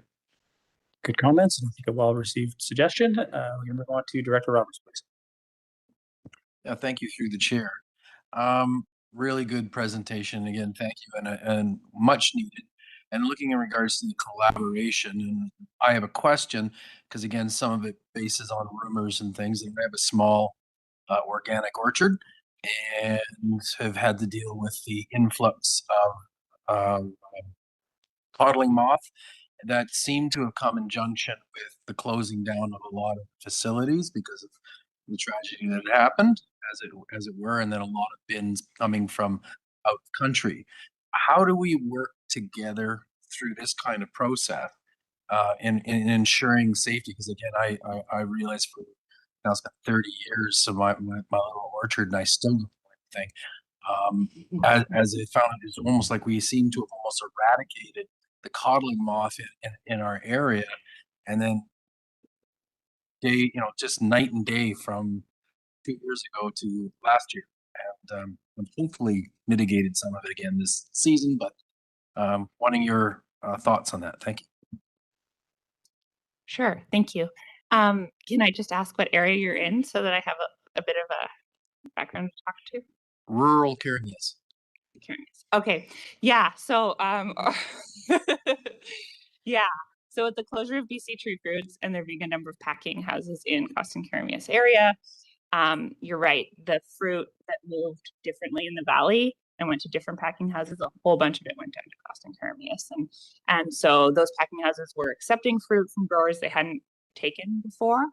And so I think that some growers, which did have codling moth issues, packed to our organic hub, our organic region, and and spread codling moth. So we're fully aware of this. We're working hard to battle the codling moth outbreak in Coston-Carmias. We know that it's difficult for organic growers. Evan, I hope you know Evan Esch. If you're struggling, he's our entomologist and our horticultural support for codling moth. And Sue is our SAR supervisor in that region. So I can pass along their contacts if you don't have them, and they can help build a plan for your specific issue this season. On the bins moving around our region, so it was an issue in the year of the BC tree fruit closure. Packers, did learn and didn't accept bins quite as much in 2025. So you'll see that come down. The bins that come across from other, like from the US, for example, they are, they do get checked. CFIA does a inspection of them. So there is like a process that is supposed to work, and we don't see, because in the US they manage cloudling moth with a lot of sprays. We don't see as much infestation coming from those bins. But yeah, it's something we're aware of. Do you have any thing to add to this? My response, Adrian? Thank you for that, Thank you Director very much. Roberts. You had a follow up. Yeah, follow up. And it's just, again, I know you ways that we can help, because I look at the costs, and we talked about inputs changed, and it's just jaw dropping the change that had to happen, especially organically now, where I'm not allowed to use the same kind of dormant oil. And what we use is the pure spray green that we're also using for the codling moth. And you know how we can help other farmers and small groups. So for instance, I'm on a little street that's got multiple 2 and 3 acre plots. And so I just went around and I had to do my spraying. So I did my spraying, and then I went to the neighbors that didn't and did it there as well. And again, there's a lot of these people, they don't have the same amount of equipment. A lot of times they're small hobby farms like you may have. Ways that we can work together to be able to diminish some of that cost and support local farmers, because again, the amount of food that comes from our little dead end street of all these tiny little outfits is quite a lot. Thank you. Through the chair. I think this group too, you fund the SIR, and the residents of the entire valley fund the SIR program. And every year Michelle has to come and ask for an increase. And what I posit to you folks is the few dollars that go on to the residents. I don't live on farm, I live in a condo. So I see the SIR fee on my property taxes. And I think, not being scared to celebrate that we do this as an area-wide thing, and actually the magic that was created with this legislation a number of years ago. As a farmer, I pay In 2026, $186 an acre. per acre. The residential fee is It depends on your land assessment, but yeah, probably about $10. so, but it would cost me $2,000 as a farmer if the SIR program disappeared. So again, we have to watch our budgets. We're in a pinch. But a modest increase in the taxable revenue to the SIR program stops the spraying, helps control the codling moth issue and kermes you're talking about. And when you have many people contributing, it really is, it makes it very easy for us to manage the world's most economically devastating pest for apples. So I would just say in this room, whatever you can do to sort of, stand firm on, there's going to be increases to residents, but celebrating the fact that this is such a great program with that funding model that so many contribute at such a small amount for the average person, so that we don't have to be spraying, because you don't want me spraying every 7 days if I don't have to with a toxic. Thank you. And Director McCordock. Yes, thank you, Chair. Thank you very much for coming. Kelly, nice to see you again. Kelly used to work for Okanagan Basin Water Board, so I've known her for quite a few years. I'm wondering if you do presentations at farmers markets, because I think many areas have farmers markets. We certainly do in Vesuvius every Saturday starting at the beginning of May.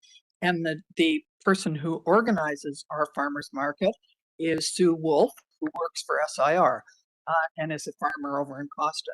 So I would really like to find out if we could send you an invitation to attend one day. Do you do that?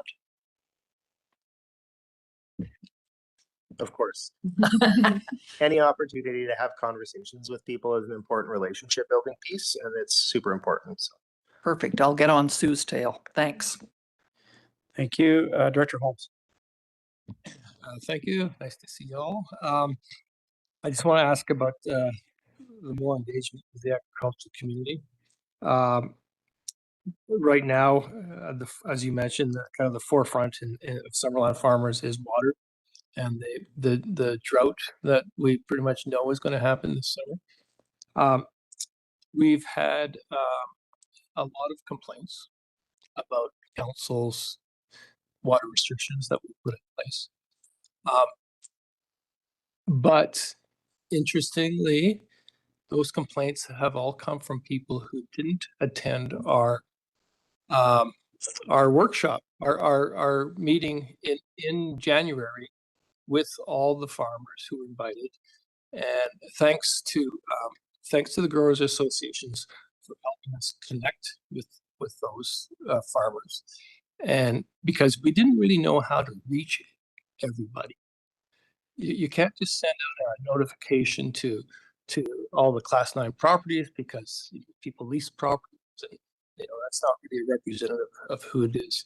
So I think we got most of the tree fruit growers, we got the grape growers, but who we didn't get were the small kind of vegetable growers, the people who supplied farmers markets, and the fruit stands and those sort of things. And they make a lot of noise, they're and it's and the criticism is just there's that lack of understanding there.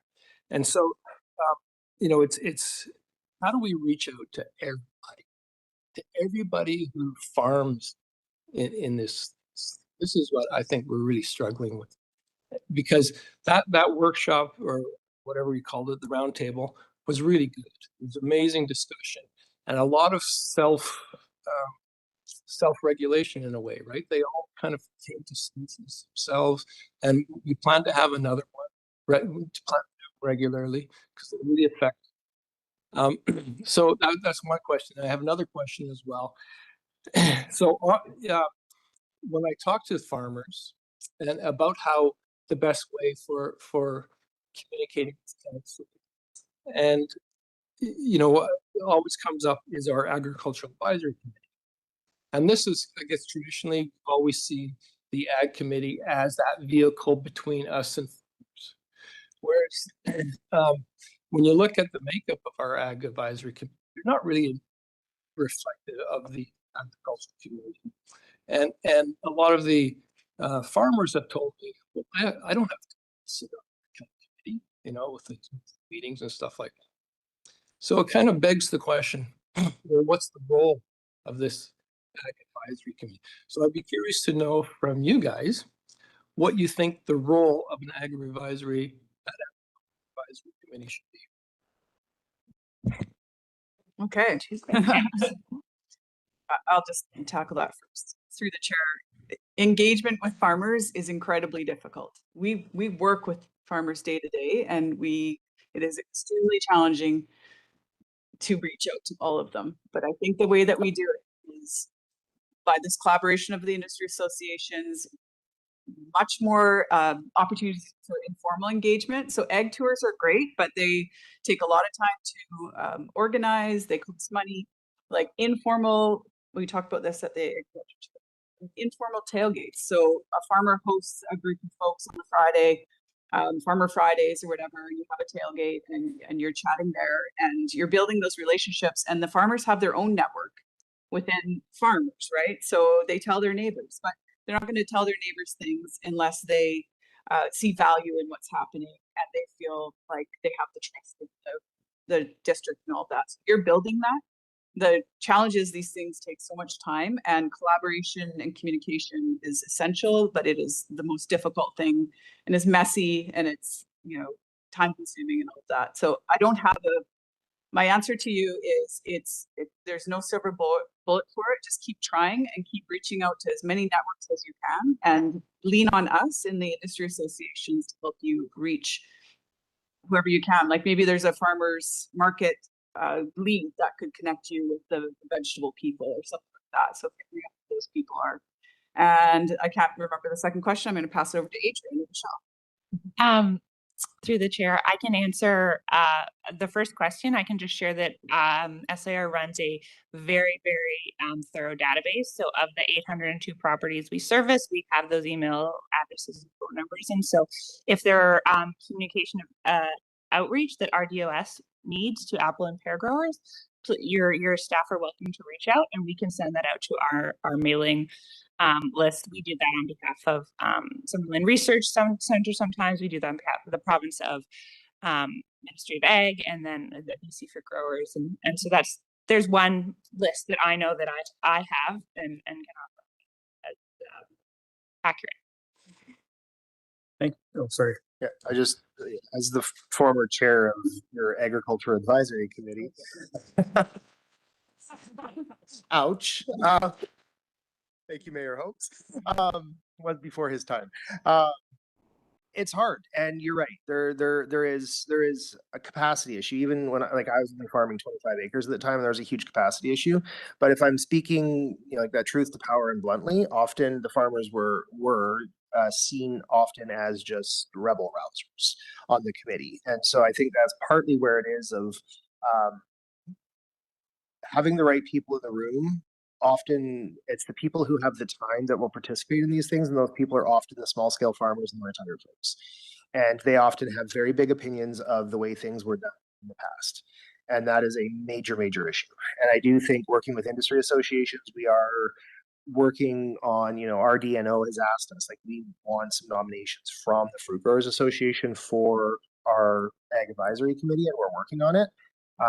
But with your case specifically, there's two farmers that I've been nitpicking at now, just being like, you got to get on there, you got to put in the time, because we do need the strong voices of agriculture, of who's farming large scale. We need a big cherry farmer on there. We need a big ground crop farmer on there. We need somebody that's on forage. We need a grape grower on. We don't just need somebody who's anti-ALR or who's retired and just has the time. So, but the $1 million question, we still have not answered on the communications. We email out, we send things on Facebook. It's all word of mouth. I have a group chat for Summerland farmers that has 25 farmers on it, and that's usually why people show up to things, is because we just text back and forth of, hey, did you know this is going on? And there's 25 of us that'll sometimes respond to texts. But and Voyant Alert is amazing, so that also is very helpful. I do appreciate the Voyant as a farmer in Summerland. Thank you. Director Coyne. Thank you. Sorry. I'm interested in the concept of an ag planner and what you guys would see as that, because I kind of have an idea myself, but I'd love to hear what you guys would think and how we could maybe implement that, not just with ourselves, but across the region. Thank you, through the chair. So as Adrian mentioned, this is actually happening in the Comox Valley Regional District. They have an agricultural planning coordinator. So that's what the title that we used on the slide. I mean, it could be a different title, agricultural manager or something like that. And there's a full job description that I could share if this is an idea that people are interested in. But basically it's a liaison between the agriculture community and planning staff, engineering staff, those types of staff within the regional district that are currently dealing with agricultural files without necessarily the time or the expertise behind that.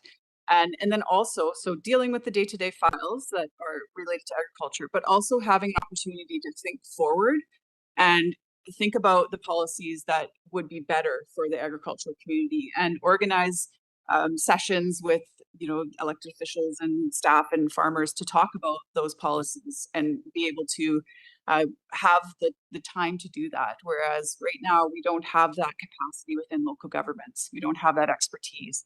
And so it would be, we would think at the regional district level, maybe it makes sense in some cases to have it at a municipality if that municipality is really heavily agriculture focused. But I think that's all I can answer with today. But like I said, there is a full job description that comes with that person's position that I could work with any of the regional districts to develop this role and to talk to them. I know staffing is difficult to add when we're dealing with such tight budgets within local governments. So it is a big ask, but I think in the end it would create a lot of efficiencies within the current staffing plan to have this person there to provide the expertise that's needed to deal with the agricultural community. Thank you. And we'll finish off with Director Bloomfield. Thank you. And actually following up on that theme, in Penticton, we actually disbanded the agricultural committee because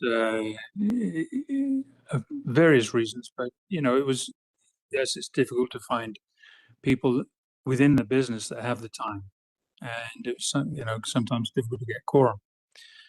And I see a lot more value in this format than in an agricultural committee at a municipal level. Agriculture is regional by nature. The problems are regional.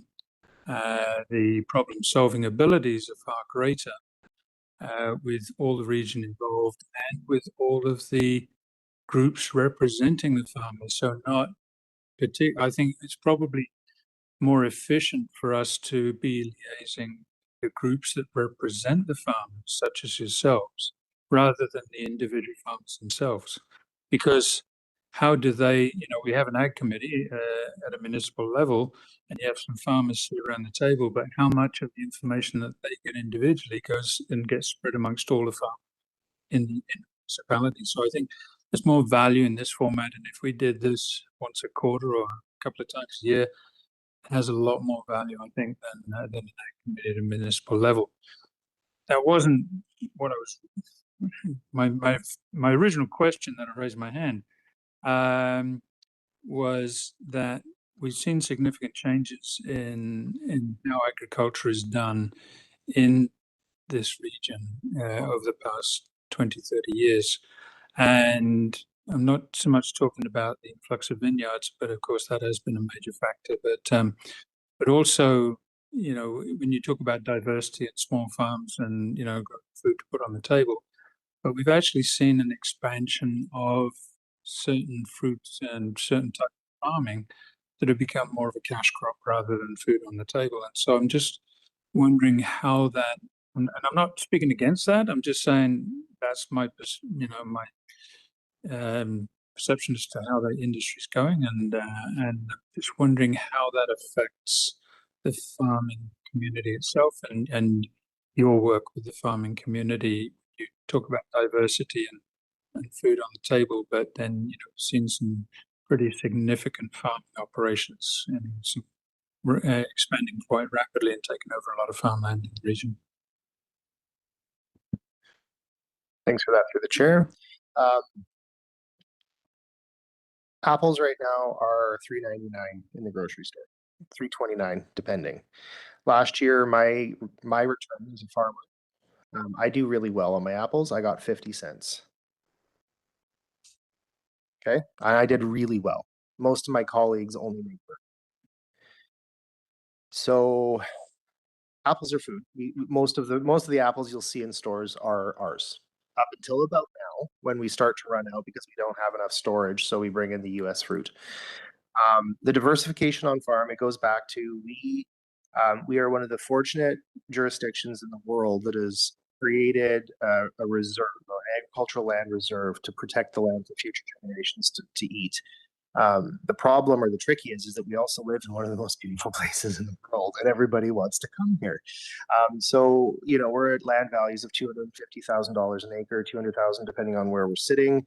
Farming is no longer economically viable many times, and so when we're looking at these export crops, particularly cherries, it allows us to create an income to grow the apples for local consumption, but also I can sell cherries to Dubai or London for $10. And being very honest, most locals would never pay $10 a pound, $12 a pound for cherries.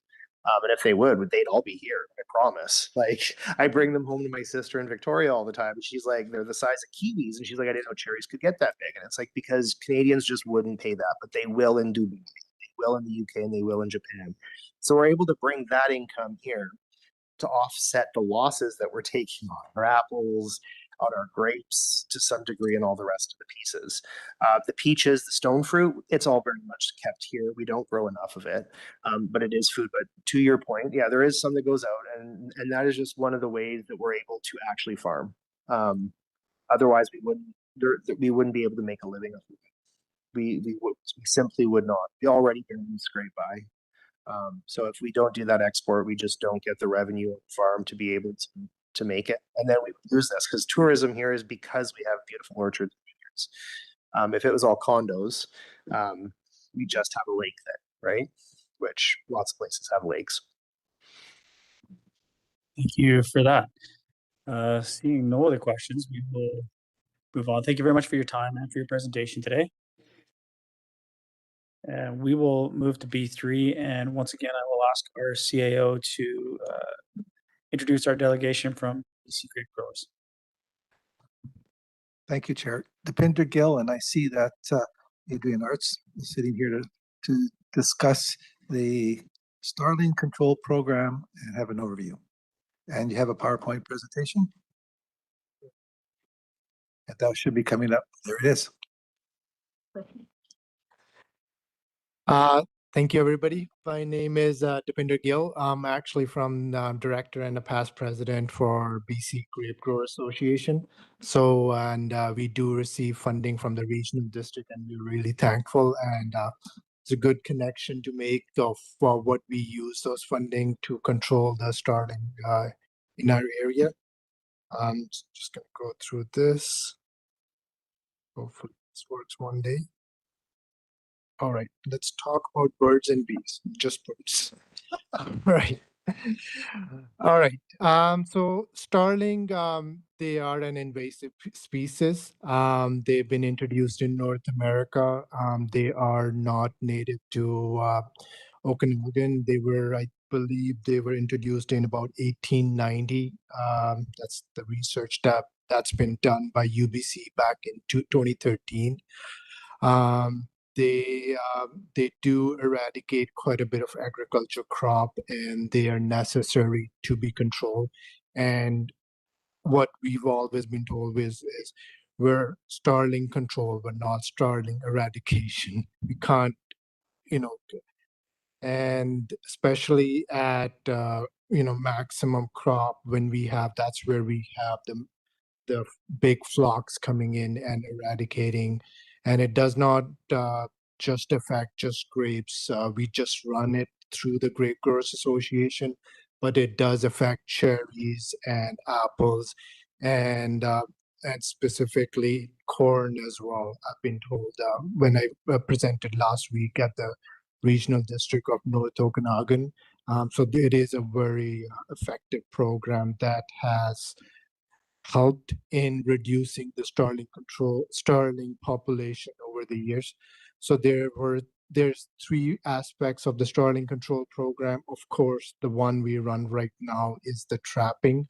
So we have trappers, we have 4 trapping areas and 4 trappers that we employ. We have a trapper in Vernon Armstrong area. We have a trapper in Kelowna area. We have a trapper here we actually have 2 trappers in the South Okanagan because we have a bigger agriculture area to maintain. So we have a trapper for our Summerland all the way to Penticton.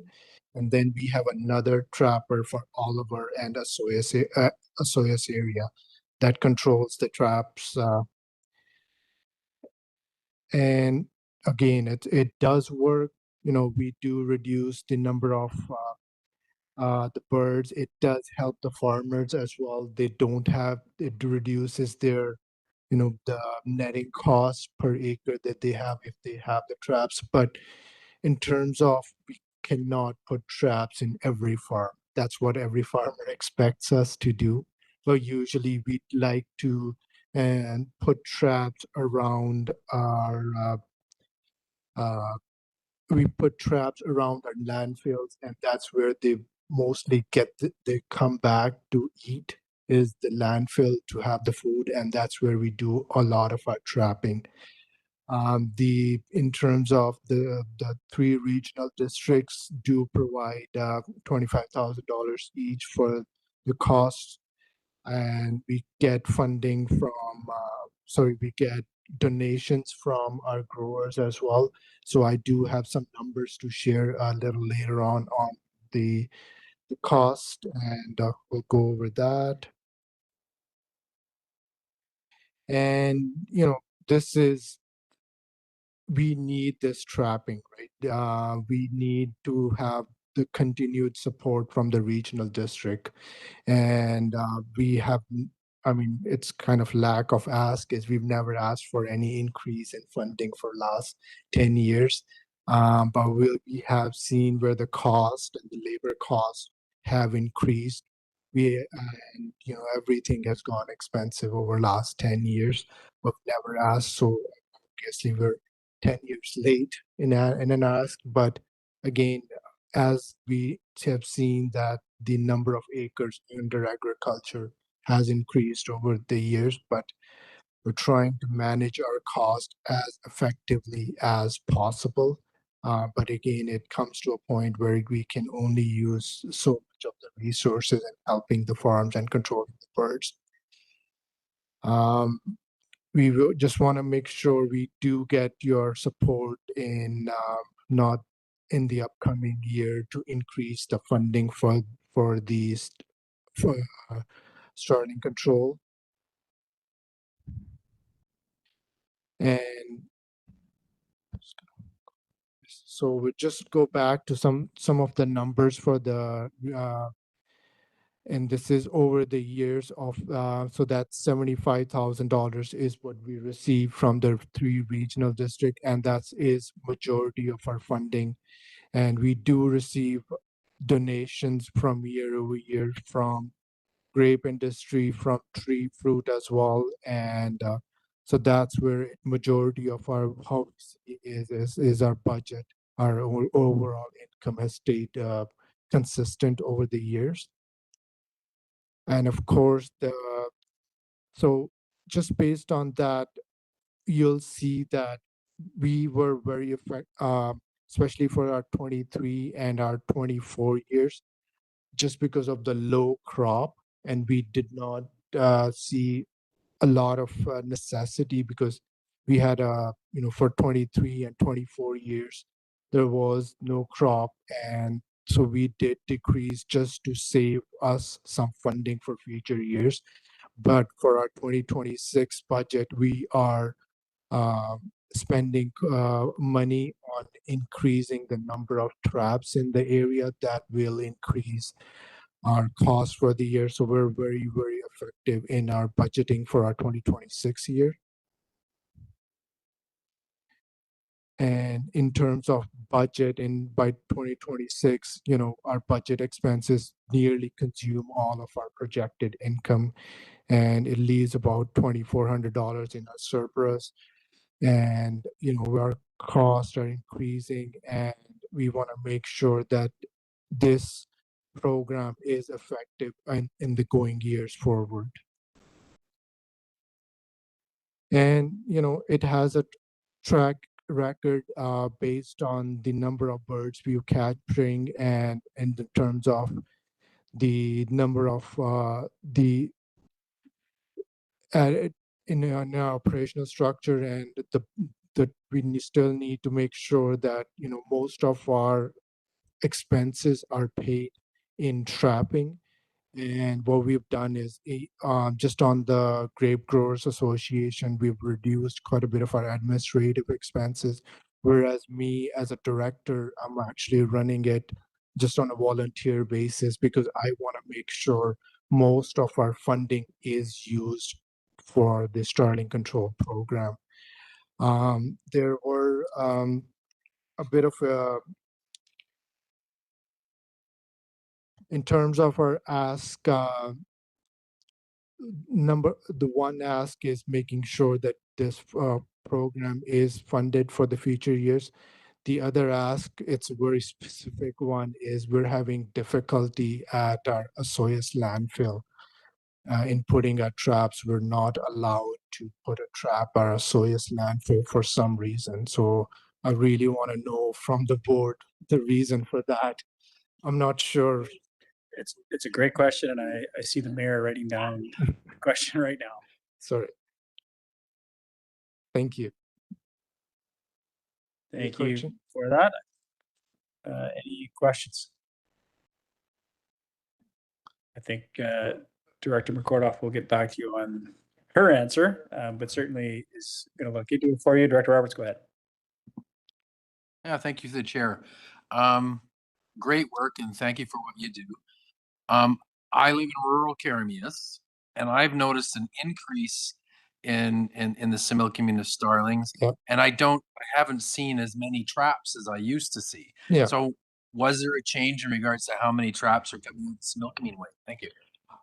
Right now, we don't, as I explained, we don't have any traps in the Similkameen area. We had a trapper in the Similkameen area that we lost, and we're trying to hire a new trapper for the Similkameen area right now based on how much funding we have. Yeah. So that would be for how much? I'm sorry? I'm just kidding. You can put it on my property. I mean, we do ask a lot of farmers to put on their property, and not everybody is receptive to putting it on their. I mean, we had an issue where I think it was we had a trap close to a Soyuz border, and the farmer said, just take it off. It's bringing too much birds to my property for some reason. So effectively, what we do is specifically when we get asked from farmers to put a trap in their property, we try to assess, is this a good location, right? Are we getting a lot of trap? Is it close to a marsh? Is it close to a landfill where we can, trap more birds? Again, it's not starting eradication, it's just starting control. So. Thank you, Director Gittins. Thank you.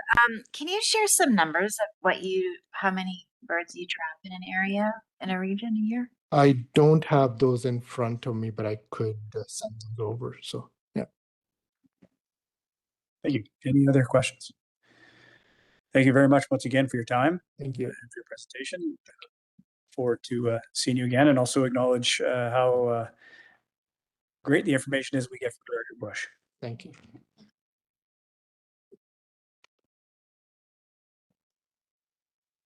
Moving on to item C, which is looking very detailed, but hopefully we can go slightly high level.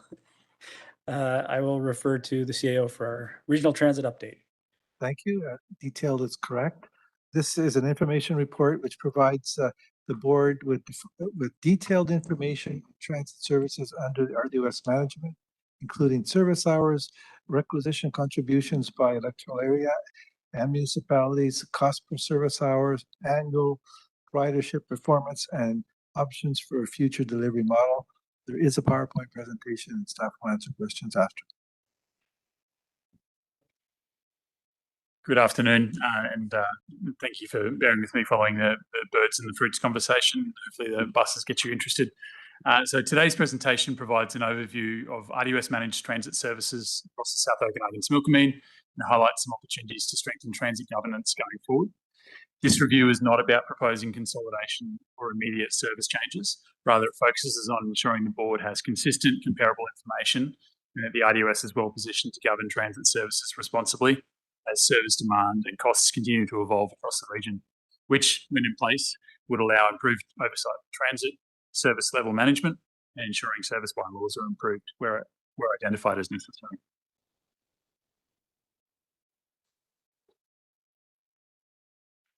The RDOS currently manages a mix of local, intercommunity and health transit services across multiple bylaws and funding arrangements. This slide illustrates the geographic breadth of services, as well as the complexity of funding participation across electoral areas, member municipalities, BC Transit and Interior Health. In total, the RDOS oversees 6 service bylaws and 8 routes, each with different funders, service levels and cost drivers. This complexity is manageable today, but it reinforces the need for consistent governance tools as service needs change and funding pressures increase. Routes 10, 11, 12, 20 and 21 are co-funded, 45% BC Transit, 55% areas E, F and D respectively. All routes in totality, this is a total bundling service. You can see here that the RDOS funds in total 59% of the all transit routes under oversight by the RDOS, BC Transit 37% and Interior Health contributing 4%. Zooming in on that, you can see that Route 4041 is shared by BC Transit and Health, 3 electoral areas, 2 member municipalities. So BC Transit and Interior Health, 49% the balance with the RDOS. Route 50, a greater share held by Interior Health and BC Transit, and then shared between 3 electoral areas and 2 member municipalities. And then the Route 70, which is the regional transit service funded by BC Transit and all electoral areas in municipalities. So you can see the spread there. So it's quite variable, but it gives you an oversight range of services in place. This table provides a bit of a zoom in on each RDOS managed route, including who funds it, the governing bylaw, total service hours, and the type of service provided. It ranges from low frequency local routes to high demand interregional connections, as well as the two interior health supported health services. While these routes vary significantly in purpose and scale, they are currently governed through different historical service bylaws rather than a single standardised oversight framework. This slide outlines how transit costs are shared among electoral areas and municipalities in 2026, alongside each of the services that are funded and available to residents in each area. In most cases, funding aligns closely with the services provided. Staff have requested data from BC Transit, which will allow comparison to service allocations with more granular ridership data to ensure services are funded equitably as part of the ongoing transit review. This reinforces the importance of transparency and consistency in how service value, cost, and access is communicated to participating communities and decision makers.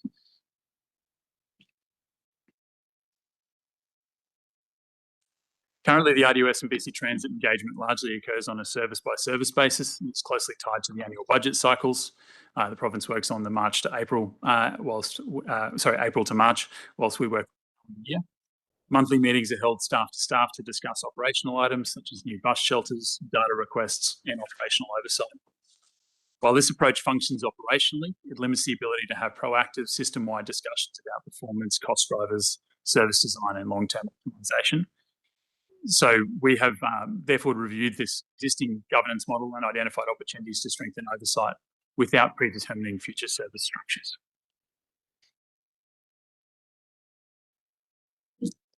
Staff are presenting to the board for consideration the establishment of a board-endorsed transit oversight framework, which will be applied consistently across all RDOS transit services. Key elements would include the establishment of a board-endorsed transit oversight framework in the form of transit service guidelines for the South Okanagan region. This is similar to what's already in place for the Central Okanagan transit system. And this will be applied consistently across all 6 service bylaws, increasing partner municipality involvement, standardised reporting on cost per service hour, cost per ride, and trends within a 3-year look back. And the transit service guidelines will define performance triggers for service reviews and route audits. It's the most important piece. We don't currently have that in place. We're looking at a service, looking at cost, and not really knowing how that's performed and where we can make changes.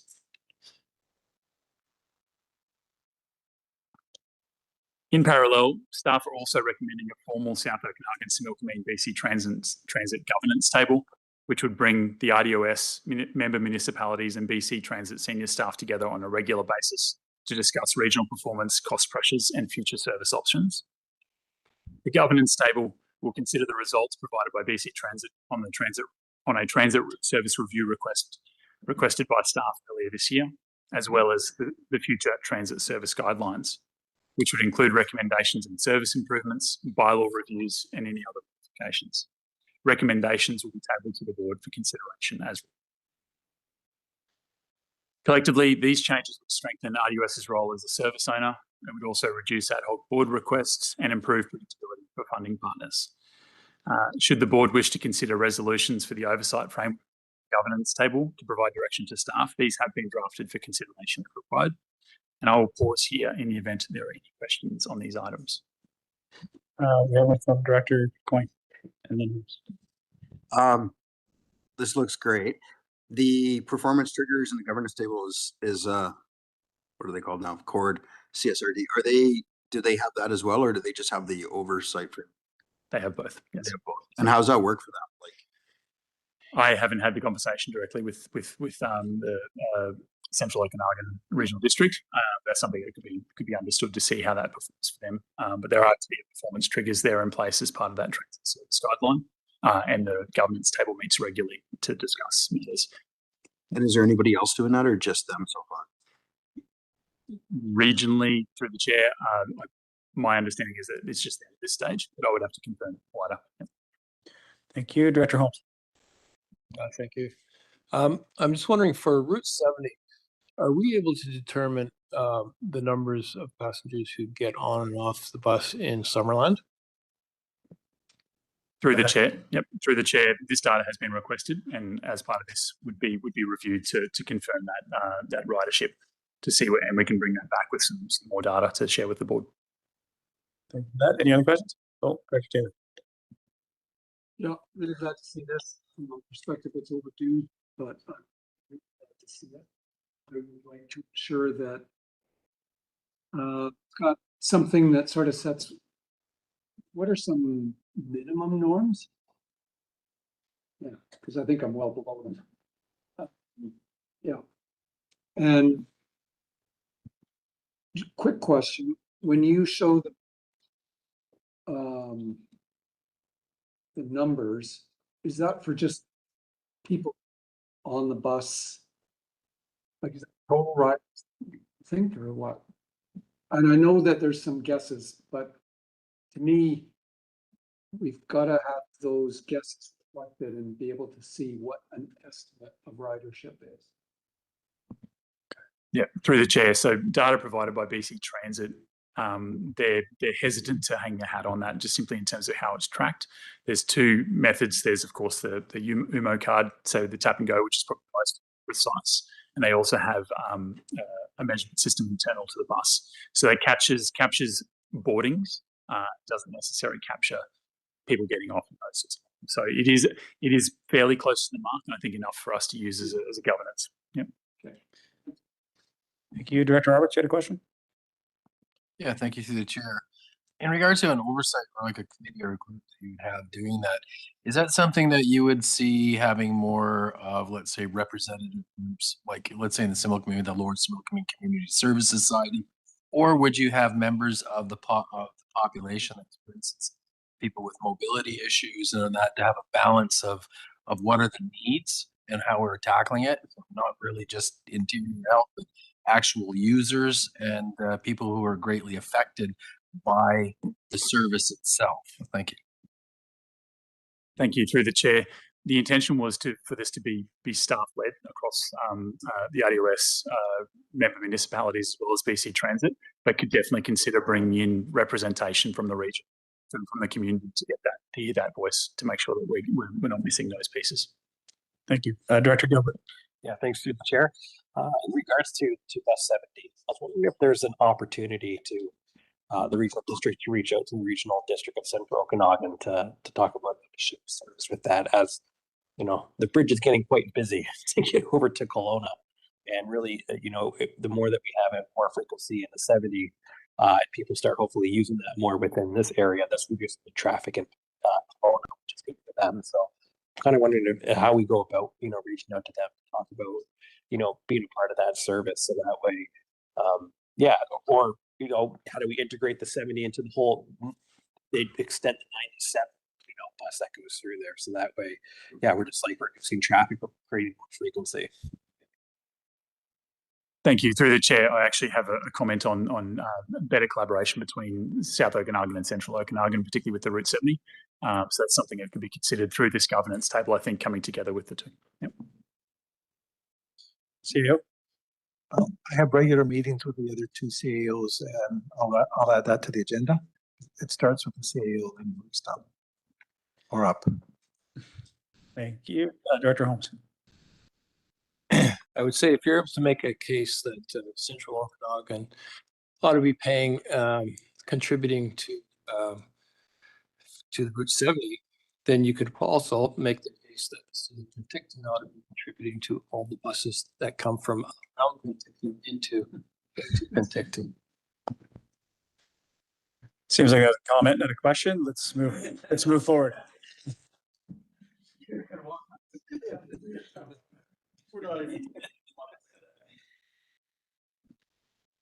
Moving on to a high-level note for future service expansion, whilst the province, as you noted, last board indicated limited budget scope for near-term expansion, I want to highlight 4 services that could consider transit expansion in the coming years. The first one being the Route 50, Princeton to Penticton. This is a new service to the RDOS, primarily an interior health subsidised transit service, but there is an opportunity there to increase that frequency from a 3-day to a 5-day per week to increase reliability and connectivity. The other item is Route 70, Penticton to Kelowna. It is the strongest performer in the network naturally because of the nature of its service. There is an opportunity to add more peak hour trips and weekend trips. And that would, and then also considering improving the collaboration with the Kelowna Regional Transit cross-regional integration. And the third one here relates to the on-demand expansion for looking at routes 10 in particular. And that would make the service potentially more attractive to residents and increasing ridership. So that is this year in any conversations with BC Transit. Sorry, I will stop you. Was that a question, Director Taylor? I've asked if the 20 and 21 can be looked at on the on-demand as well, so included. And you had some other expansion options. Are you going to get into those here, or I'll just say, like, you've also suggested expanding the 20 and 21 to Saturday and Friday night. And yeah, if you want to look at that, that's fine. It has to be taken from, I would want to see the existing number of round trips just spread. Yep, no, go ahead. Okay.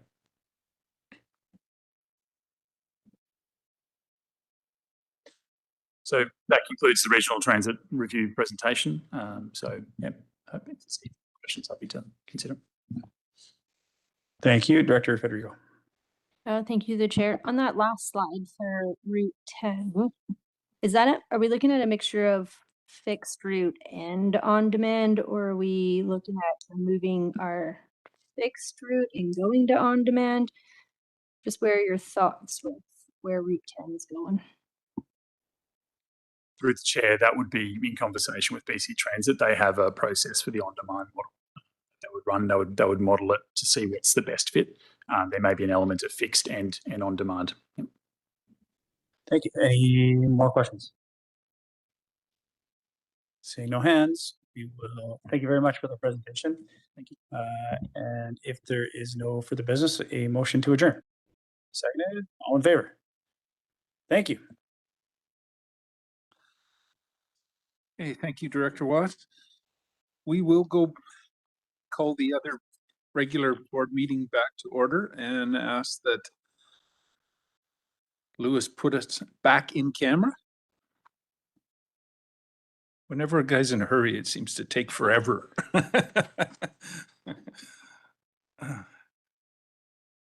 Walking even slower. Yeah.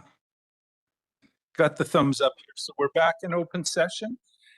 Brings us to item H, which was items coming out of the closed session. We do have one item we wanted to rise and report on, and I'm going to go to Ms. Batten to tell us what that was. Thank you, Mr. Chair. This was regarding the KVR deactivation at Princeton West. And what was moved and seconded was that the Board of Directors, one, direct staff to use the Strategic Actions Amendment Framework to the scope change, review, and validate estimated staff time, and report back to the board with proposed amendments to the staff work plan for consideration.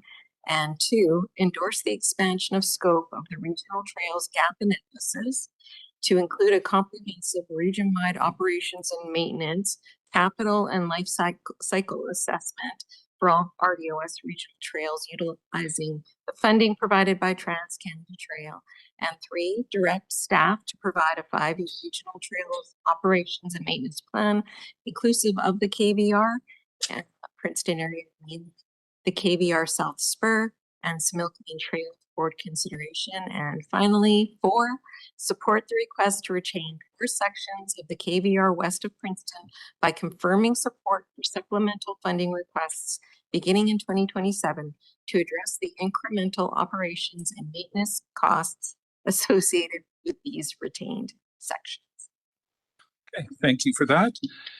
And with that, looking for a motion to adjourn. Moved, seconded, all in favor. Thank you. Any opposed? We are adjourned. We do have the Electoral Areas Committee up next. I'm going to give folks a couple minutes just to be able to pack up and move on, and then we'll get started. Yeah, as much as you'd like Stay, eh?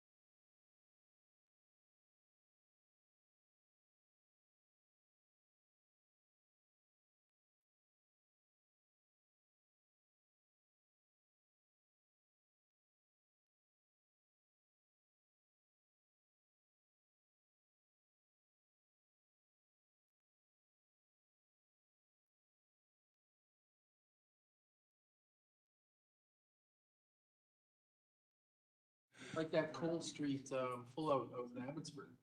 Like they dipped around for 3 years. Homeless. Okay, if we could get the rural directors back to our seats, we'll get started with the electoral area committee.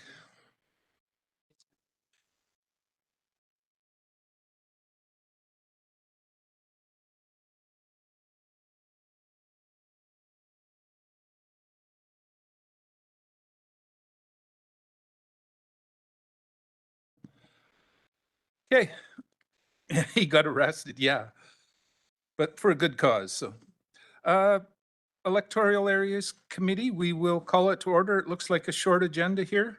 Motion to approve the agenda, moved, seconded, all in favor. Great. Any opposed? That motion carries. That brings us down to the minutes for the April 2nd. Looking for a motion on that one to adopt, moved, seconded, all in favor. Great. Any opposed? That motion carries. Over to item C, which was Parks and Recreation Commission meeting minutes for March. Over to the CAO on this. Thank you. So there are 5 attached minutes, and this is just to provide the Electoral Area Service Committee with the most recent Parks and Recreation Commission minutes for review and to highlight any resolutions forwarded by the commission for consideration. So Just for info. just for information. Okay, go ahead, Director Federico. Yeah, thank you, Chair. I just want to say thank you for breaking it out, even though they're like usually in our attachment. Appreciate that it's broken out. It's just easier to see what's there and what's not. So good. Director Monteith. I actually want to give a shout out to Mark. He attended our last Parks and Recreation Commission meeting, and Meeting Mr. Koch? yes, Mr. Koch, and it goes to show that having staff at our meetings is so important. Without staff there, the commission is good volunteers in the community, but they spin and spin and spin. Having staff there to set direction and move projects forward, phenomenal. I appreciate the meeting went quite late, but I think those engagement times are super important. So I just want to say thank you. Okay, I'm sure he appreciates that, as you did. Down to D, review of large holdings, one site specific on anarchists. Over to Seattle. Thank you. The purpose of this report is to provide a summary of consultation undertaken in support of the Okanagan Valley Zoning Government Bylaw number 2800.63, 2026, review of large holdings on site-specific zoning, Anarchist Mountain. And I'm just going to scroll down. Yes, there is a PowerPoint presentation. Staff's here to answer questions. Okay, over to staff. Okay, I do have a short presentation for this one. I'll try to keep it brief for the committee. So this item is a review of Large Holdings 1 site-specific at Anarchist Mountain. And just a quick update on the status of this project. So as the committee likely recalls, this was in front of committee back in February, where the zone review was initiated. And the purpose of that initiation was just for staff to go to the community for consultation, get some initial feedback, and then be committed that we would be back to committee with the results. So that's where we are at today. We've sent out agency referrals, done the consultation, and the next step now is just a request to the committee on a decision whether we want to proceed to first and second reading of the amendment bylaws. So just to recap for committee, the purpose of this amendment bylaw is to replace the Large Holdings 1 site-specific zone that applies to about 25 parcels at 9 Mile Place and Ravenhill Road on Anarchist Mountain, and the replacement would be just the standard Large Holdings 1 zone under the Okanagan Valley zoning bylaw. And just a little bit of background, this review was prompted by a land use application to amend the zoning bylaw submitted by the property owner at 31 9 Mile Place. And the nature of this request was to remove the restriction on accessory dwellings that's included in that site-specific zoning. And because staff did consider that potentially similar requests might be coming forward in the future if adjacent property owners had similar interests, there seemed to be merit in considering this wholesale for all 25 parcels rather than potentially on an ad hoc case-by-case basis. And so that application has been postponed. That was postponed at the previous committee meeting back in February, just pending the review for all 25 parcels. Just recognizing that results would obviously overlap between the two. So just a summary of public consultation that's been undertaken since that last committee meeting. I did hold a public information meeting. It was attended by approximately 8 members of the public. Discussion and questions at that meeting. Since then, only one representation has been received, and that's attached on the agenda today. I believe we also received referral comments from the Ministry of Transportation as well that should be included there.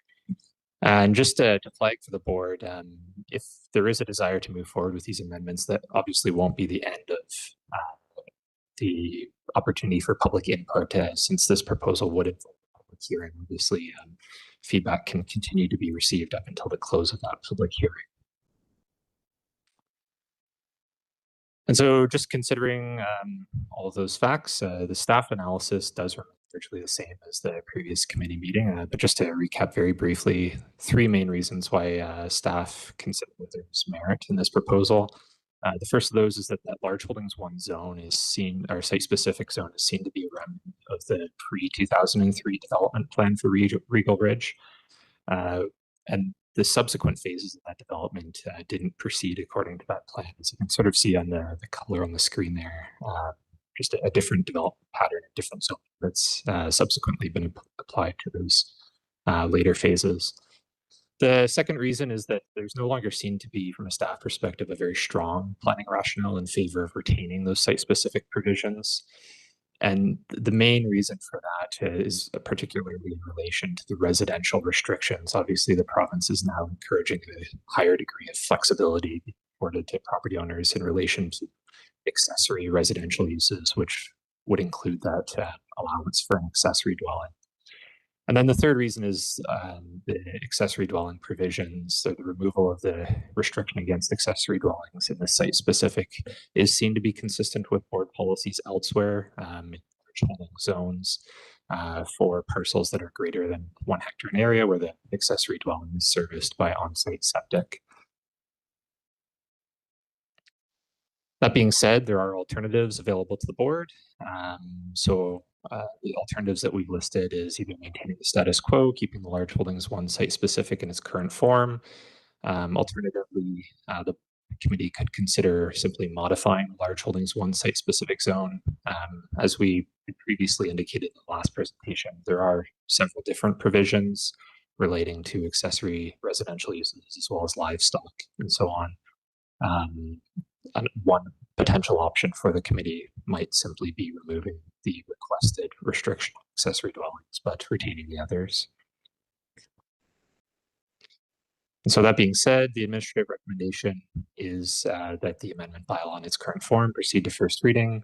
The alternatives, as I just discussed, are either amending the amendment bylaw, modify that large holdings one site specific zone, or retaining the status quo and just keeping the site specific as it currently stands. Happy to take any questions. Okay, any questions? Director Federico.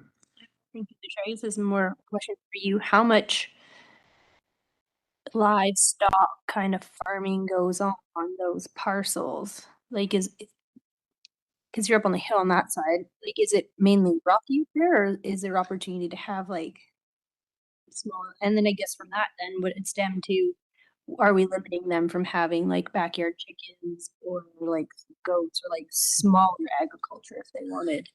Well, it is somewhat farmable. I mean, that depends lot to lot in a lot of those cases, but there's not farming going on. It's more hobby, people with a few horses and some other livestock possibly, but it's smaller. But to answer her question in regards to chickens and the rest of it, I don't think there's restrictions on those. To the chair, the current restrictions include a maximum of 5 livestock. The large holdings one zone doesn't include restrictions on the number of livestock, so that would be the difference between the two zones. Livestock, that doesn't include chickens though. Through the chair, I don't believe so. I believe we have a separate use class that deals with what the bylaw considers small livestock. Okay. And there's no restriction on that? No. Okay. Any other questions? I have one, and it's why just first reading? What happens after first reading? We usually give first, second, and proceed to public hearing. How is this going to proceed? Maybe. Through the chair, at this juncture, staff are simply asking whether the committee is amenable to the bylaws proceeding. So that next step would be first and second reading. That would involve another decision of the board. Okay. And that would be the typical process to public hearing and third reading and so on. Okay. So if someone's prepared to move that for me, I'm supportive of the staff recommendation. Moved and seconded. Thank you. Any discussion on that? Seeing no hands, we'll call the question. All in favor? Great. Any opposed? So that motion carries. That brings us down to the final part here. Director's motions. Any director's motions to discuss today? We kind of did that in the regular portion, I think. And electoral area directors, rural matters. Any items anybody wants to bring up that's affecting rural areas? Director Gettins, start with you. Yeah, thank you. I received an email from Christina, a staff person, about the community grant and aid application for the Kids Society. I'd always hoped that we as rural directors could talk about these applications together. So like, I'd like to just know, are you giving 700 and you're, like, I just think I'm wondering if we can add that to this agenda once a quarter so we can just have a strategy moving forward on it. Is that something we can put on the agenda? I know I've got 2 things about community grants lately. Was that the last one that just came recently, the Ha Ha Kids Fest? No, Ha Ha Kids was the first one, and then there was another one that was well. amongst. Maybe it was. I only got the Ha Ha Kids. My preference would be that instead of us given them individually outside, I would like to just receive them in one place here.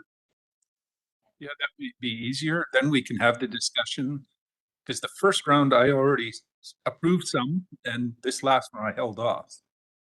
Anyway, If I could follow up to that, I think that would be great, and just maybe get some parameters around it, because I have a very different, I don't do a lot of community grants unless it's very specific, you know what I mean, to benefiting area F. Like I know for me when I've had requests before. Anyway, I think we should get a bit of a policy and a little bit organized so we are working on this together.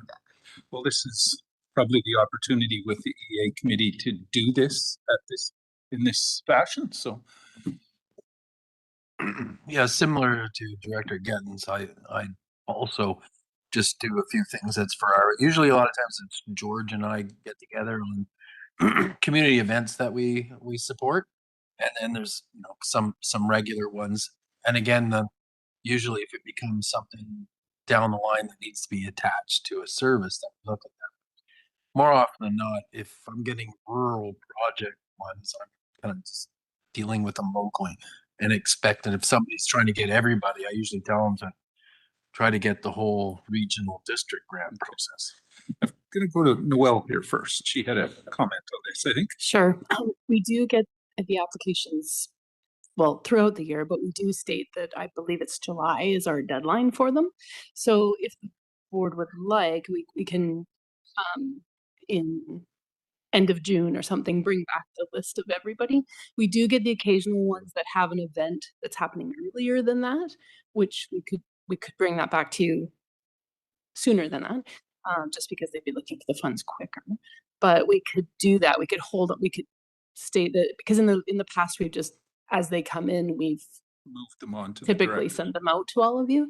So we could hold them all, bring them here as a big list, and you could go through them like that if you prefer. I would think that would be good if there were asking from multiple areas, but if it's just from one specific area, and okay, that might just deal with it. Otherwise, we get too big of an agenda here. Might be for info, but not necessarily. Okay, Director Federico? Yeah, thank you, the chair. Do we need to deal with haha kids fest pretty quick then? Because I think they happen before the end. Good question. I'm not sure. I don't recall. I haven't seen the application myself, but certainly we'll go back and check. Can I ask one more thing? Sure.